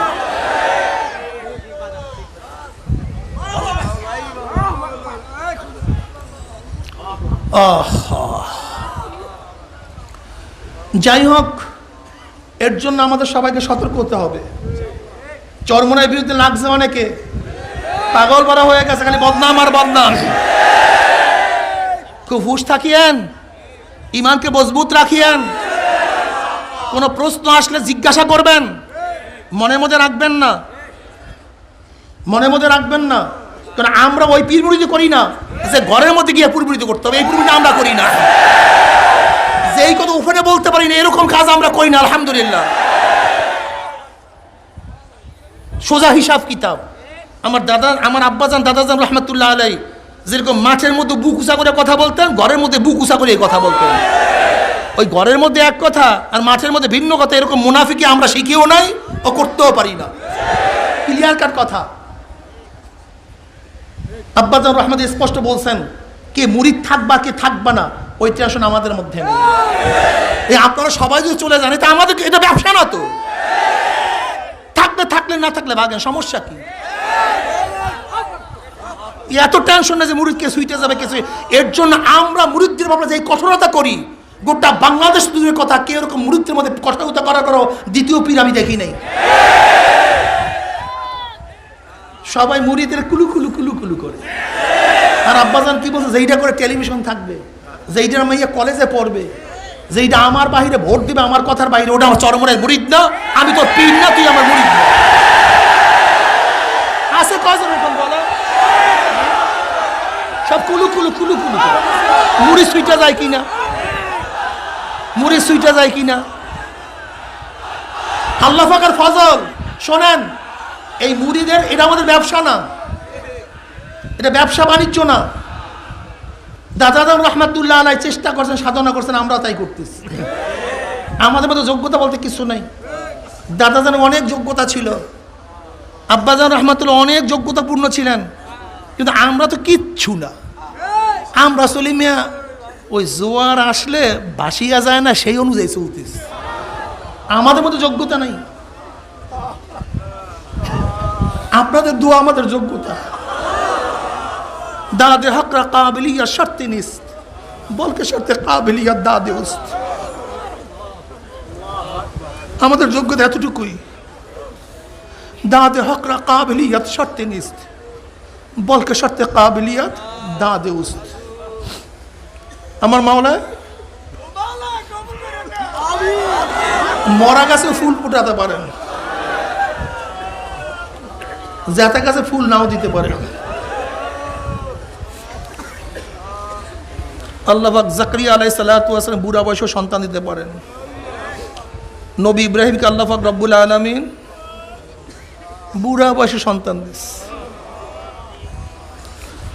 আমার মাওলা পাক রব্বুল আলামিন উম্মি নবীকে সমস্ত নবীদের সর্দার বানায়া ফেলাইতে পারে, সমস্ত নবীদের সর্দার বানায়া ফেলাইছে। কি কথা ঠিক না? সব খেলাকার আল্লাহ, তুমি কবুল করিয়া।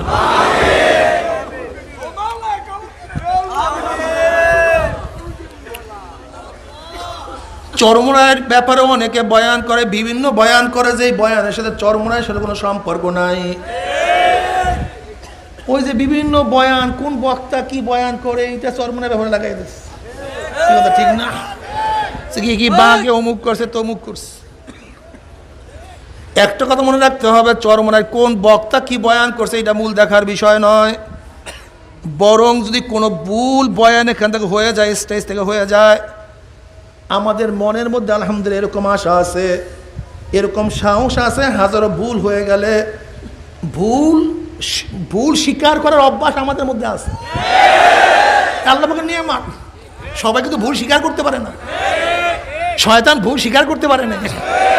ভুল স্বীকার করা হলো আদমের খাসলা, আর ভুল স্বীকার না করা শয়তানের। ভুল হতেই পারে, আমার বাবা আদমকে ভুল করিয়েই তো আল্লাহ পাক প্রমাণ করছে এই নসলে যারা আসবে ভুল করতেই পারে, কিন্তু খবরদার শয়তানের গুণে গুণান্বিত হইব না,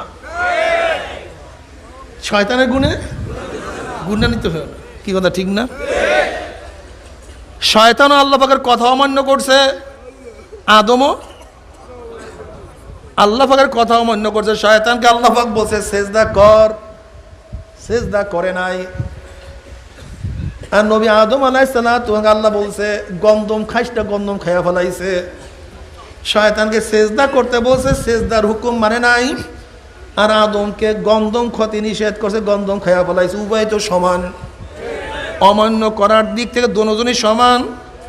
একজনের আদেশ মানে নাই, কিন্তু শয়তান চিরতরে জাহান্নামী হয়ে গেছে, আর আদম সাফিউল্লাহ হয়ে গেছে, নবীউল্লাহ হয়ে গেছে। কারণটা কি? এখানেই হলো মূল কারণ, আর কিচ্ছু না। মূল কারণ এখানে, আর কিচ্ছু না। মূল কারণ শুরুর থেকে আল্লাহ পাক দেখাই দিয়েছে দুইটা পথ, একেবারে শুরুর থেকে দুইটা পথ দেখাই দিয়েছে। শোন, যখন শয়তানকে প্রশ্ন করা হয়েছে, আল্লাহ পাক প্রশ্ন করছে, শয়তান আমি তোকে সেজদা করতে বল, তুই সেজদা করলি না কেন? এবার শয়তান আল্লাহর সাথে যুক্তি শুরু করিয়া দিছে, আনা খয়রুম মিনহু খলাকতানি মিন নারি ওয়া খলাকতাহু মিন তিন। আমি আদমের চেয়ে ভালো, তুমি আমাকে মাটি দিয়া সেজদা, তুমি আমাকে আগুন দিয়া সেজদা করছো, আদমকে সেজদা করছো মাটি দিয়া, আমাকে সেজদা করছো আগুন দিয়া, আমাকে সৃষ্টি করছো। এই যে দেখেন কথার মধ্যে তাসাম হয়ে যায়, কিন্তু আমি কিন্তু বলতেছি, এই দিয়ে অনেকে ভুল ধরে, এটা সবকাতে লেসান। আমার জেহেন একদিকে, কিন্তু মুখ থেকে বয়ান বেরিয়েছে ভিন্ন দিক। কি কথা ঠিক না? এটা হইতে পারে, এটা হতে পারে। আদম আলাইহিস সালাম প্রশ্ন করছে, তুই কেন তুই গন্ধম খাইলি? তোকে তো নিষেধ করছিলাম। শয়তানকে প্রশ্ন করা হয়েছিল, তুই আদমকে সেজদা করতে, সেজদা করলি না কেন? এবার শয়তান আল্লাহর সাথে যুক্তি তর্ক শুরু করিয়া দিছে, আল্লাহ তুমি আমাকে সেজদা করতে ভুল করছো, সেজদার হুকুম দিয়া ভুল করছো, আমি কেন আদমকে সেজদা করব? বরং আদম আমাকে সেজদা করবে। কে সেজদা করবে? বলে কেন? বলে আমি আদমের চেয়ে ভালো। এই আনানিয়াত, তাসাউফের ভাষায় এইটার নাম আনানিয়াত, আমি। কি ভাই কথা বলেন? এই আনানিয়াত যাদের মধ্যে আছে তারা ধ্বংস হয়ে যাবে, কোনো সন্দেহ নাই। আপনি কি জানেন আদমের সাথে যে শয়তান যে সেজদা করে নাই, এই শয়তান কি? মুকাশফাতুল কুলুবের মধ্যে লেখা আছে, কথিত আছে শয়তানের প্রথম আসমানে শয়তানের নাম লেখা ছিল ওলি। কি? ওলি। দ্বিতীয় আসমানে শয়তানের নাম লেখা ছিল তাকি। তৃতীয় আসমানে শয়তানের নাম লেখা ছিল খাজেন। চতুর্থ আসমানে শয়তানের নাম লেখা ছিল যাই হোক অলি, খাজেন, তাকি, আরেফ। আরেফ আরেফ লেখা ছিল এরকম, মনে নেই, এরকম এক এক আসমানে এক একটা নাম লেখা ছিল শয়তানের। আর ষষ্ঠম আসমানে তার নাম লেখা ছিল আজাজিল, সপ্তম আসমানে তার নাম লেখা ছিল আজাজিল, আর ষষ্ঠম আসমানে তার নাম লেখা ছিল খাজেন। আর আল্লাহ পাকের আরশের মধ্যে তার নাম লেখা ছিল ইবলিস, মায়ুস। দেখেন, শয়তান অলি ছিল, আরেফ ছিল, খাজেন ছিল, তাকি ছিল, সব কিছু গুণ তার মধ্যে ছিল, কিন্তু একটা শুধু দোষ তার মধ্যে ছিল। কি দোষ? আনানিয়াত। আমি ভালো, আমি আদমের চেয়ে ভালো, অমুকের চেয়ে ভালো, তমুকের চেয়ে ভালো। এই একটা দোষ থাকার কারণে শয়তানের 50,000 বছরের সমস্ত ইবাদত ধ্বংস হয়ে গেছে। শয়তান মুআল্লিমুল মালাইকা ছিল, মুআল্লিমুল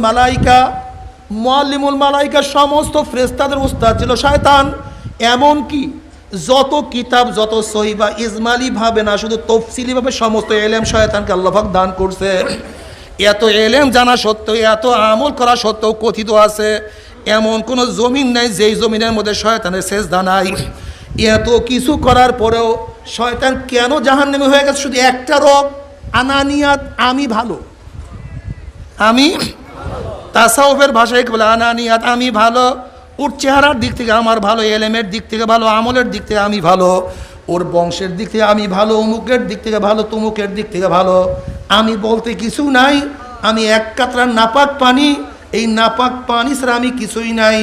আমি মারা যাওয়ার 3 দিন পরে আমার শরীর গলিয়া যাবে, পচিয়া যাবে, ফাটিয়া যাবে, গন্ধ আসবে। নবী আলাইহিস সালাতু ওয়াস সালাম ফরমান, তুমি যাকে যতই মহব্বত করো না কেন, সে মারা যাওয়ার 3 দিন পরে তার দিকে তাকাইতে পারবা না। তার চেহারা বিবর্ষ হয়ে গেছে, তার শরীর ফুলিয়া গেছে, ফাটিয়া পুষ পড়া শুরু করছে। আমি বলতে কিছু নাই, আমি বলতে কিছু নাই, সব আমার মাওলা। আমার মাওলা ছাড়া তো কিছু বুঝি না। তাসাউফের ভাষা আনানিয়াত। এই আনানিয়াত শয়তানের মধ্যে থাকার কারণে 50,000 বছরের সমস্ত ইবাদত সব ধ্বংস হয়ে গেছে, জাহান্নামের কুণ্ডলি হয়ে গেছে।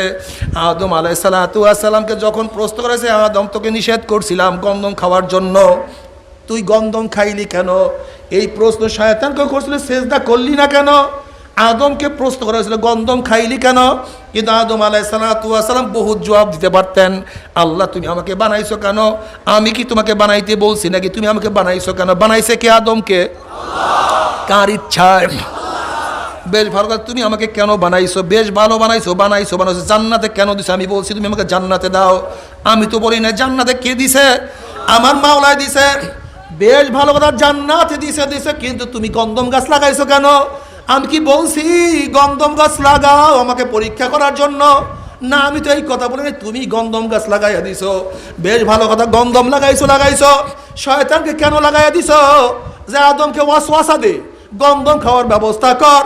তুমি আদমকে বানাইছো, তুমি জান্নাতে দিছো, আবার গন্ধম গাছ তুমি লাগাইয়া দিছো, আবার গন্ধম খাইতে তুমি নিষেধ করছো, আবার ওয়াসওয়াসা দেওয়ার জন্য শয়তানকে আমার পিছনে লাগাইয়া দিছো। সব করছো তুমি, আর ভুল করছি আমি। আদম আলাইহিস সালাতু শোনো, খুব ভালো মতো বুঝবা। এই বয়ান যদি কেউ বুঝো তাহলে কোনো জায়গায় সমস্যা নাই। আদমকে বানাইছে আমার মাওলায়, জান্নাত দিছে আমার মাওলায়, আবার গন্ধম গাছ লাগাইছে আমার মাওলায়, আবার নিষেধ করছে আমার মাওলায়, শয়তানকে লাগাই দিছে আমার মাওলায়। সব করছে মাওলায়, আর ভুল করছে বাবা। আমার বাবাই ভুল করিয়া ফেলাইছে, আদম ভুল করিয়া ফেলাইছে। আদম আলাইহিস সালাতু ওয়াস সালাম ভুল করিয়া গন্ধম খেয়া ফেলাইছে। আদম আলাইহিস সালাতু ওয়াস সালামকে যখন প্রশ্ন করা হয়েছে, তখন আদম কোনো যুক্তির পিছনে লাগে নাই। মাওলা তুমি আমাকে বানাইছো করে, শোনো, যারা যুক্তির পিছনে লাগছো, এত কি পারা যায়, এত কি করা যায়? সব শয়তানের খালাতো ভাই। এত নামাজ পড়া যায়, এত রোজা রাখা যায়, এই বয়সে দাড়ি রাখা যায়। যেই বয়সে দাড়ি রাখার সময় সেই বয়সেই মাওলার দাড়ি গজাইয়া দিছে নাকি? ছোটবেলায় গজায় নাই কেন? হ্যাঁ, ছোটবেলায় গজায় নাই কেন? বয়স হয় না। কি কথা ঠিক না? যখন দাড়ি রাখার বয়স হয়েছে তখন মাওলা সমস্যা কি? এই বয়সে মানে বয়স তো হয়েই গেছে। কি ঠিক আছে না? আলহামদুলিল্লাহ। কি আজকে থেকে দাঁড়িয়ে রাখা যাবে ইনশাআল্লাহ? কে কে রাখবে? নারায়ে তাকবীর। আল্লাহ কবুল করুন। মাওলানা, আমি তোমার কাছে প্রশ্ন পেশ করবো না, কেন তুমি আমাকে বানাইছো? কেন জান্নাতে দিছো? বানাইছো তুমি, আমি তোমাকে বানাইতে বলি নাই, নিজের ইচ্ছে তুমি বানাইছো। আমি তোমাকে জান্নাতে দিতে বলি নাই, তুমি আমাকে জান্নাত দিছো। বেশ ভালো কথা, জান্নাতে দিছো, আবার গন্ধম গাছ কেন লাগাইছো সেই প্রশ্ন আমি তোমার কাছে করব না। রব্বানা যালামনা আনফুসানা ওয়া ইল্লাম তাগফির লানা ওয়া তারহামনা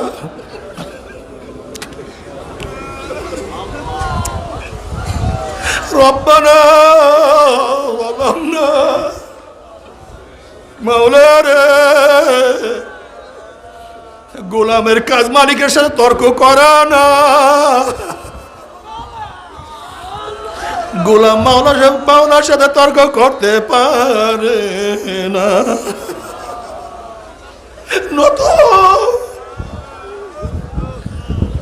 আদমের চরিত্র গ্রহণ করো, আদমের চরিত্র গ্রহণ করো।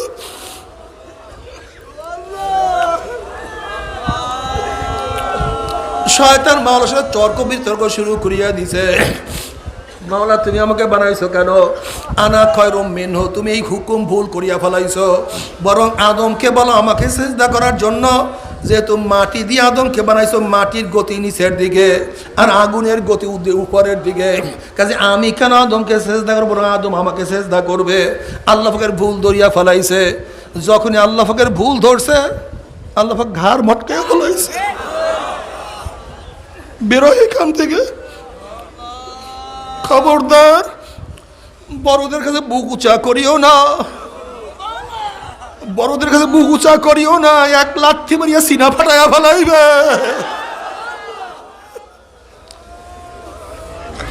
বড়দের থেকে নাজাত আর উসিলা পদ্ধতি নত হইয়া যাওয়া। যুক্তিতে যাও না, যুক্তি ঠিক না, যুক্তিতে যাবাই না। যুক্তি প্লেস করছো, কারবার শেষ। আদমকে জিজ্ঞাসা, আদম রে, আমি তোকে গন্ধম খাইতে নিষেধ করছি, গন্ধম খাইলি কেন? আদম আলাইহিস সালাতু ওয়াস সালাম মাওলানা যুক্তি প্লেস করে নাই, বরং বলছে রব্বানা যালামনা আনফুসানা, যদি মাপ নাই করো উপায় হবে না। আল্লাহ বাবারে, এই কিয়ামত পর্যন্ত যারা আদমের চরিত্র গ্রহণ করতে পারবা, কিয়ামত পর্যন্ত যারা আদমের চরিত্র গ্রহণ করতে পারবা, আমার মাওলা সবাইকে মাফ করিয়া দিবে। আর যারা শয়তানের চরিত্র গ্রহণ করবে, আমার মাওলা পাক রব্বুল আলামিন 50,000 বছরের ইবাদত সহ তোমাকে জাহান্নামে লাত্তি মারিয়া ফলাইয়া দেবে। খবরদার, তাকাব্বুরি করিও না, বুক উঁচা করিও না। আমার মাওলার সামনে মাথা উঁচা করবো তো ঘাড় মটকাইয়া ফেলাইবে। আর যে নরম হইয়া যাবা, আমার মাওলা তাকে উঁচা করিয়া ফেলাইবে। আমি কিছু না, আমি এক কাতরা নাপাক পানি, এক কাতরা নাপাক পানি। আমাকে গর্বের মধ্যে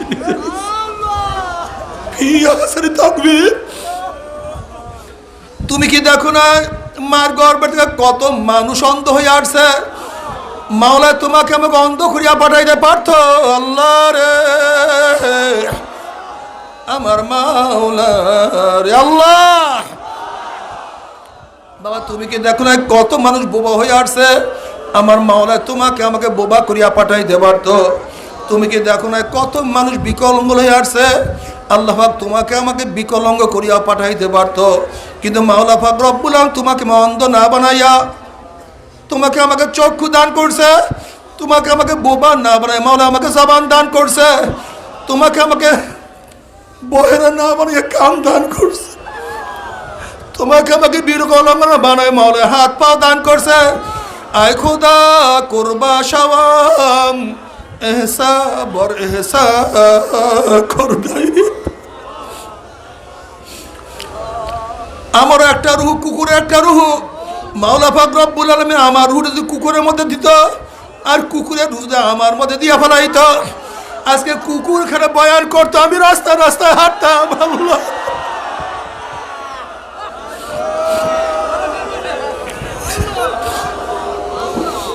ইহুদির একটা রুহ, মুসলমানের একটা রুহ, খ্রিস্টানের একটা রুহ, হিন্দুর একটা রুহ। খ্রিস্টানও মানুষ, মুসলমানও মানুষ। যদি মাওলা পাক রব্বুল আলামিন তোমার আমার রুহটাকে হিন্দুর মধ্যে ঢুকাইয়া দিত, মুসলমানের মধ্যে না দিতে হিন্দু হয়ে যাইত। যদি খ্রিস্টানের মধ্যে ঢুকাইয়া দিত, খ্রিস্টান হয়ে যাইত। যদি ইহুদির মধ্যে ঢুকে দিয়ে ইহুদি হয়ে যাইত। নাবিদের মধ্যে ঢুকালে নাবিদ, সামারের মধ্যে সামা। আল্লাহ পাক রব্বুল আলামিন তোমাকে মুসি না বানাইয়া, নাবিদ না বানাইয়া, হিন্দু না বানাইয়া, আল্লাহ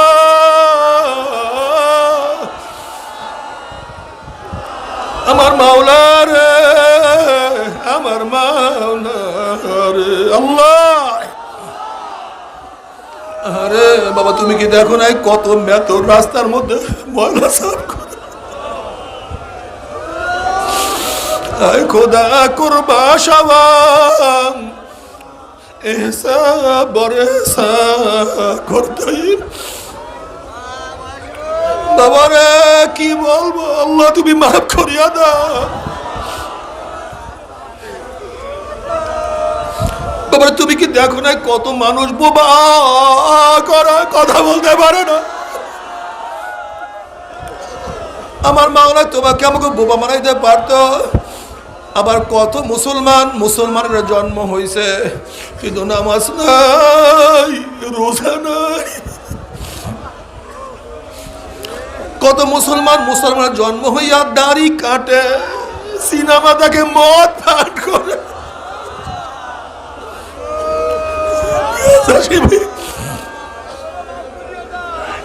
হারামের মধ্যে লিপ্ত। আমার মাওলাকে চিনে নাই। আল্লাহ তুমি আমাদেরকে মাফ করিয়া দাও। তুমি কি দেখো নাই আল্লাহ পাক রব্বুল আলামিন নবী নূহ আলাইহিস সালাতু ওয়াস সালাম প্রথম রাসূল বানায়া ফলাইছে, কিন্তু তার ছেলেকে আমার মাওলা জাহান্নামের কয়েদি বানায়া ফলাইছে। তুমি কি দেখো না নবী ইব্রাহিম আলাইহিস সালাতু ওয়াস জাতির পিতা বানায়া ফলাইছে, কিন্তু তার বাবাকে আমার মাওলা জাহান্নামের খুঁটি বানায়া ফলাইছে। তুমি কি দেখো নাই আসি আলাইহিস সালাতু ওয়াস সালাম মাওলা পাক রব্বুল আলামিন জান্নাতের মধ্যে তার নিকটে ঘরের ব্যবস্থা করিয়া দিছে, আর তার স্বামীকে আমার মাওলা পাক রব্বুল আলামিন জাহান্নামের কীট বানায়া দিছে। তুমি কি দেখো না লূত আলাইহিস সালাতু ওয়াস সালাম মাওলা পাক রব্বুল আলামিন জান্নাতের মেহমান বানায়া দিছে, কিন্তু তার স্ত্রীকে আল্লাহ পাক রব্বুল আলামিন জাহান্নামের কয়েদি বানায়া ফেলেছে। তুমি কি দেখো নাই ইকরামা রাদিয়াল্লাহু আল্লাহ পাক ঈমানের দান নূর দান করছে, আর তার বাবা আবু জাহেলকে আল্লাহ পাক জাহান্নামের খুঁটি বানায়া ফেলাইছে। আল্লাহ রে আমার মাওলা রে, তুমি কি দেখো না বেলাল হাবশির মতো গোলাম, নিজেও গোলাম, বাবাও গোলাম, দাদাও গোলাম, কালো কুচ্ছিত উঠছিল তোতলা, কালো নিগ্রো মানুষ, হাবশার লোক, 1 টাকার মালিক না, জমি কোনো নাই, শিক্ষা দীক্ষার কোনো ব্যবস্থা করতে পারে নাই, কিন্তু আমার মাওলা এত দামি বানায় ফেলাইছে। বেলাল হাটে জমিনে কিন্তু তার পার আওয়াজ পাওয়া যায় আরো সে। আল্লাহ রে আমার মাওলা, আয় খোদা করবা সাওয়াম এহসা বরেহসা করদাই মাকারে। আল্লাহ তুমি কবুল করিয়া নিও। বাবারে মাওলার সাথে জেদ ধরিও না। আমার মাওলায় কেন করছে, এত কেন করছে, এত কেন করছে, এত কেন করছো, খবরদার জেদ ধরিও না। আদমের চরিত্র গ্রহণ করো। মাওলা তুমি এত কেন করছো, আমাকে কেন এই ঘরে বানাইছো, আমার উপরে নামাজ এত কেন ফরজ করছো, আমার উপরে কেন এত রোজা ফরজ করছো, আমার উপরে এত ইবাদত কেন তুমি না চাপাইয়া দিছো। মাওলা তোমার কোনো আপত্তি নাই, বড় আমি সাধ্য অনুযায়ী তোমার পরে চলতেই থাকবো, চলতেই থাকবো, চলতেই থাকবো। মান আতানি ইয়ামশি আতাইতু হারওয়ালাতান। আল্লামা গাজ্জালী রাহমাতুল্লাহ আলাইহি ফরমান, মাওলার মধ্যে আর বান্দার মধ্যে 70,000 নূরের পর্দা আছে। এক একটা পর্দার মধ্যে ব্যবধান 500 বছরের রাস্তা। এই 500 বছর পর্যন্ত একজন বাঁচলে মাত্র একটা পর্দা ভেদ করতে পারবে। এরকম 70,000 পর্দা মাওলার মধ্যে, বন্দার মধ্যে ব্যবধান অবস্থায় আছে। কিন্তু আবার আল্লামা গজ্জালী রহমাতুল্লাহ আলাইহি ফরমান যে আমার মাওলা পাক রব্বুল আলামিন কাউকে কবুল করিয়া ফেলায়, 1 সেকেন্ডের মধ্যে 70,000 পর্দা উঠাইয়া দেয়। আল্লাহ তুমি কবুল করিয়া দাও আল্লাহ রে, আমার মাওলা আল্লাহ তুমি কবুল করিয়া দাও। আল্লাহ তোমাকে তুমি ধরা না দিলে তোমাকে কেউ ধরতে পারবে আল্লাহ। তুমি বড় বড় বাদশাকে ধরা দাও না, তার গোলামকে ধরা দিয়া দিছ। তুমি ইউসুফকে কয়েদি বানাইয়া তোমার সাথে প্রেমে লিপ্ত রাখছো।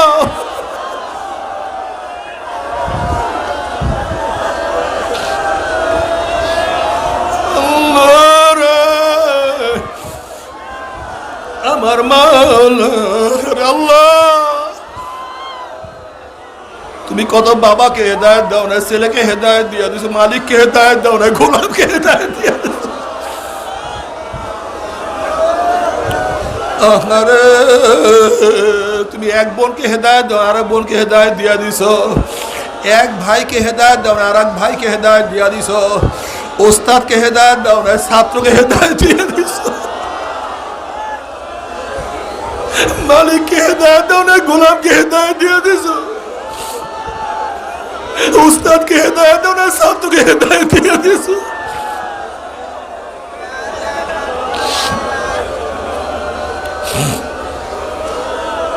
আল্লাহ মাওলা রে, আরে কি বলবো।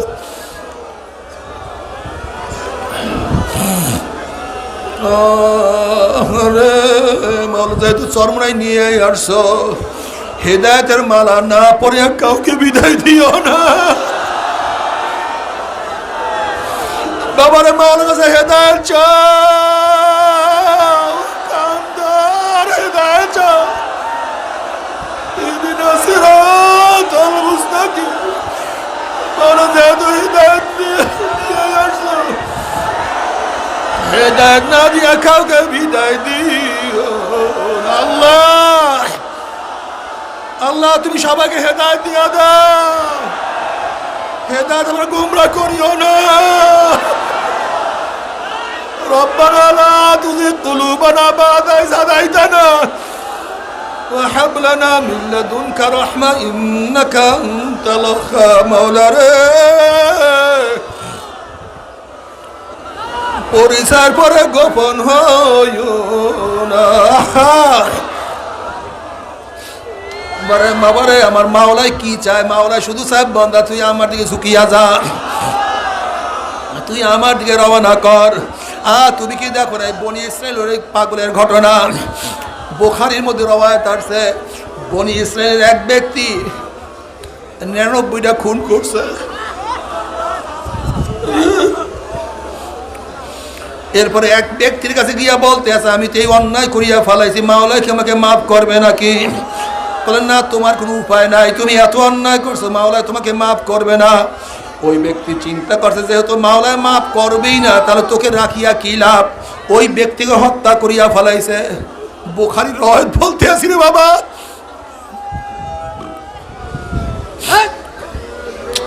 কিন্তু ওই ব্যক্তি চিন্তা করছে আমার উপায়টা কি হবে, উপায়টা কি হবে, আমার উপায়টা কি হবে, আমি কি করছি কি করছি কি করছি, পাগল হয়ে গেছে। আহারে আরে আমার কি উপায় হবে? আমি তওবা না করি মাওলার কাছে যাই, আমার কি উপায় হবে? হাদিসের মধ্যে আসছে। এরপর ওই ব্যক্তি আকে জিজ্ঞাসা করে, তাকে জিজ্ঞাসা করে, তাকে জিজ্ঞাসা করে, অমুককে জিজ্ঞাসা, ভাই কোথায় গিয়া তওবা করব, কার কাছে তওবা করব, কার কাছে তওবা করব, কার কাছে তওবা করব? একে জিজ্ঞাসা করে, তাকে জিজ্ঞাসা করে। তারপর লোকের এক ব্যক্তির সন্ধান দিয়ে দিছে, যাও তুমি ওই কওমের কাছে যাও, সেখানে গিয়া তুমি তওবা করতে পারবা। ওই ব্যক্তি তওবা করার জন্য সেই দিকে রওনা করছে। আল্লাহ পাকের কি কৃষ্ণা, পথের মধ্যে সেই ব্যক্তির আজরাইল হাজির হয়ে গেছে। ব্যক্তি মাটিতে পড়িয়া গেছে, হাদিসের মধ্যে আসছে ব্যক্তি চিন্তা করতে কি করবে, আলেমের বাড়িতে যাইতে পারলাম না, এখন আলেমের বাড়ি থেকে নিজের সিনাটা ঝুঁকাইয়া দিছে, সিনা ঝুঁকাইয়া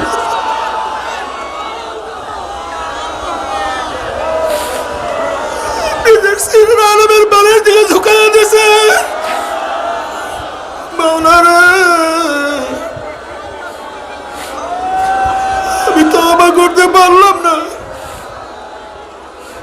আলেমের কাছে যাইতে পারলাম না রে মাবুদ, আমার সাধ্য অনুযায়ী আলেমের বাড়ির দিকে সিনা ঝুঁকাইয়া দিলাম।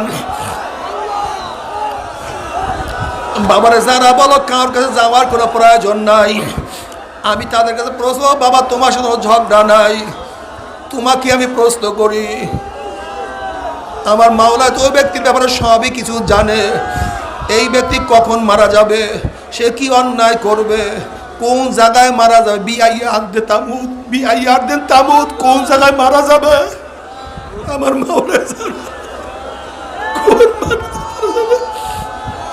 সব আমার মাওলা জানে।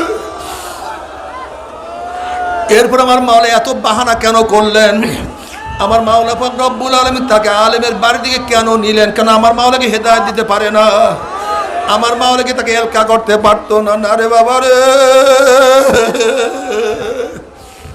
আমার মাওলা সব পারে কিন্তু নিজাম ছাড়া কিছুই করে না, আমার মাওলা পারে না, সব পারে কিন্তু নিজাম ছাড়া কাজ করে না।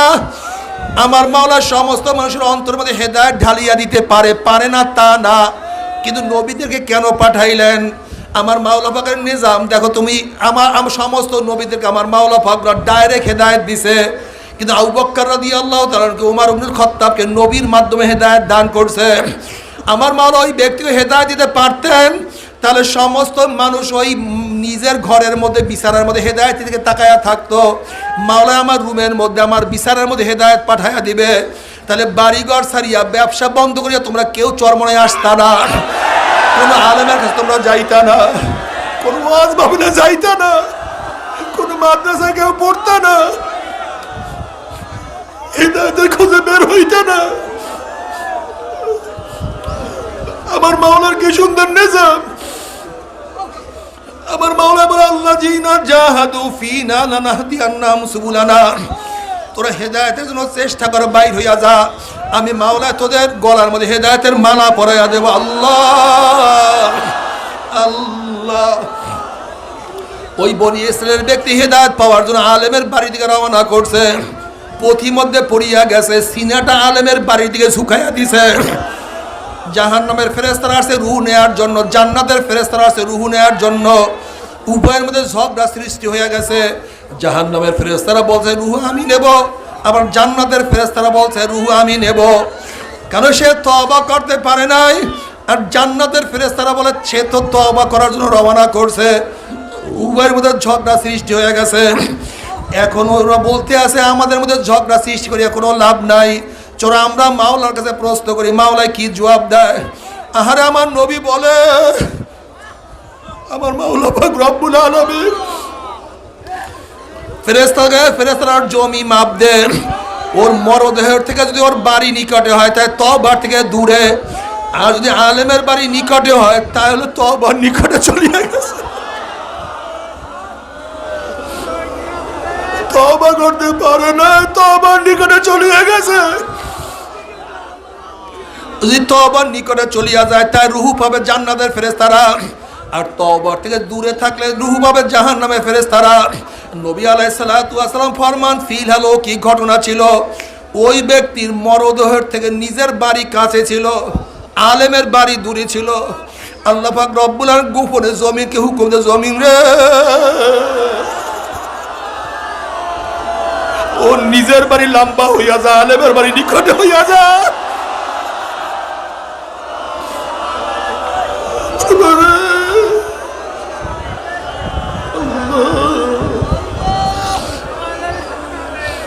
তুমি আমাদের সবাইকে হেদায়েত দিয়ে দাও। যখন জমির মধ্যে মাপ দিল, ফেরেশতারা দেখে আলেমের বাড়ি নিকটে, মাওলার ফয়সালা অনুযায়ী ওই ব্যক্তির রূহ জান্নাতের ফেরেশতারা নিয়ে গেছে। আল্লাহ আল্লাহ তুই আমাদের সবাইকে কবুল করিয়া না। এর জন্য বাবারা সব সময় আল্লাহর কাছে দোয়া করে, মাওলা রে যেহেতু বাড়ির থেকে চরমনাই নিয়ে আসছো, চলেই আসছি, হেদায়েতের মালা না পড়ে কাউকে বিদায় দিও না মাওলা রে, হেদায়েতের মালা না পড়ে কাউকে বিদায় দিও না। হাঁটু আর কান্দ, সিজদা করো আর কান্দ, জিকির করো আর কান্দ, আর মাওলার কাছে হেদায়েত চাইতে থাকো। আমার মাওলা পাক রব্বুল আলামিন ফরমান, মান আতানি ইয়ামশি আতাইতু হারালাতান। এর উদাহরণ আমার দাদাজান আব্বাজান খুব সুন্দরভাবে দিত। একটা ছোট বাচ্চা হাঁটতে পারে না, এক পাও দুই পাও হাঁটে, এক পাও দুই পাও হাঁটে। দূর থেকে বাপ মা বলে আসো বাবা আসো, বাচ্চা পারে না হাঁটতে, দেয় দৌড়। অবস্থা কেমন হয়, আছার খায় পড়িয়া যায়। তখন বাপ মা আসিয়া তাকে দৌড় দিয়া কোলে ধরিয়া নেয়। কিন্তু ছেলের গার মধ্যে পায়খানা প্রসাব লাগানো, ধুলাবালি মাখানো, ওই প্রসাব পায়খানা দেখিয়া বাপ মা তাকে আগুনেও ফালায় না, পানিতেও ফালায় না, বরং ধোয়াইয়া পোষাইয়া এ গালে চুমা দেয়, ওই গালে চুমা দেয়, কোলে না নিয়া পারে না। ঠিক তুমি আমি গুনাহগার। আমার মাওলা দিকে ডাক দিছে, মাওলাটাকে আয় বান্দা, আয় বান্দা, আয় বান্দা রে।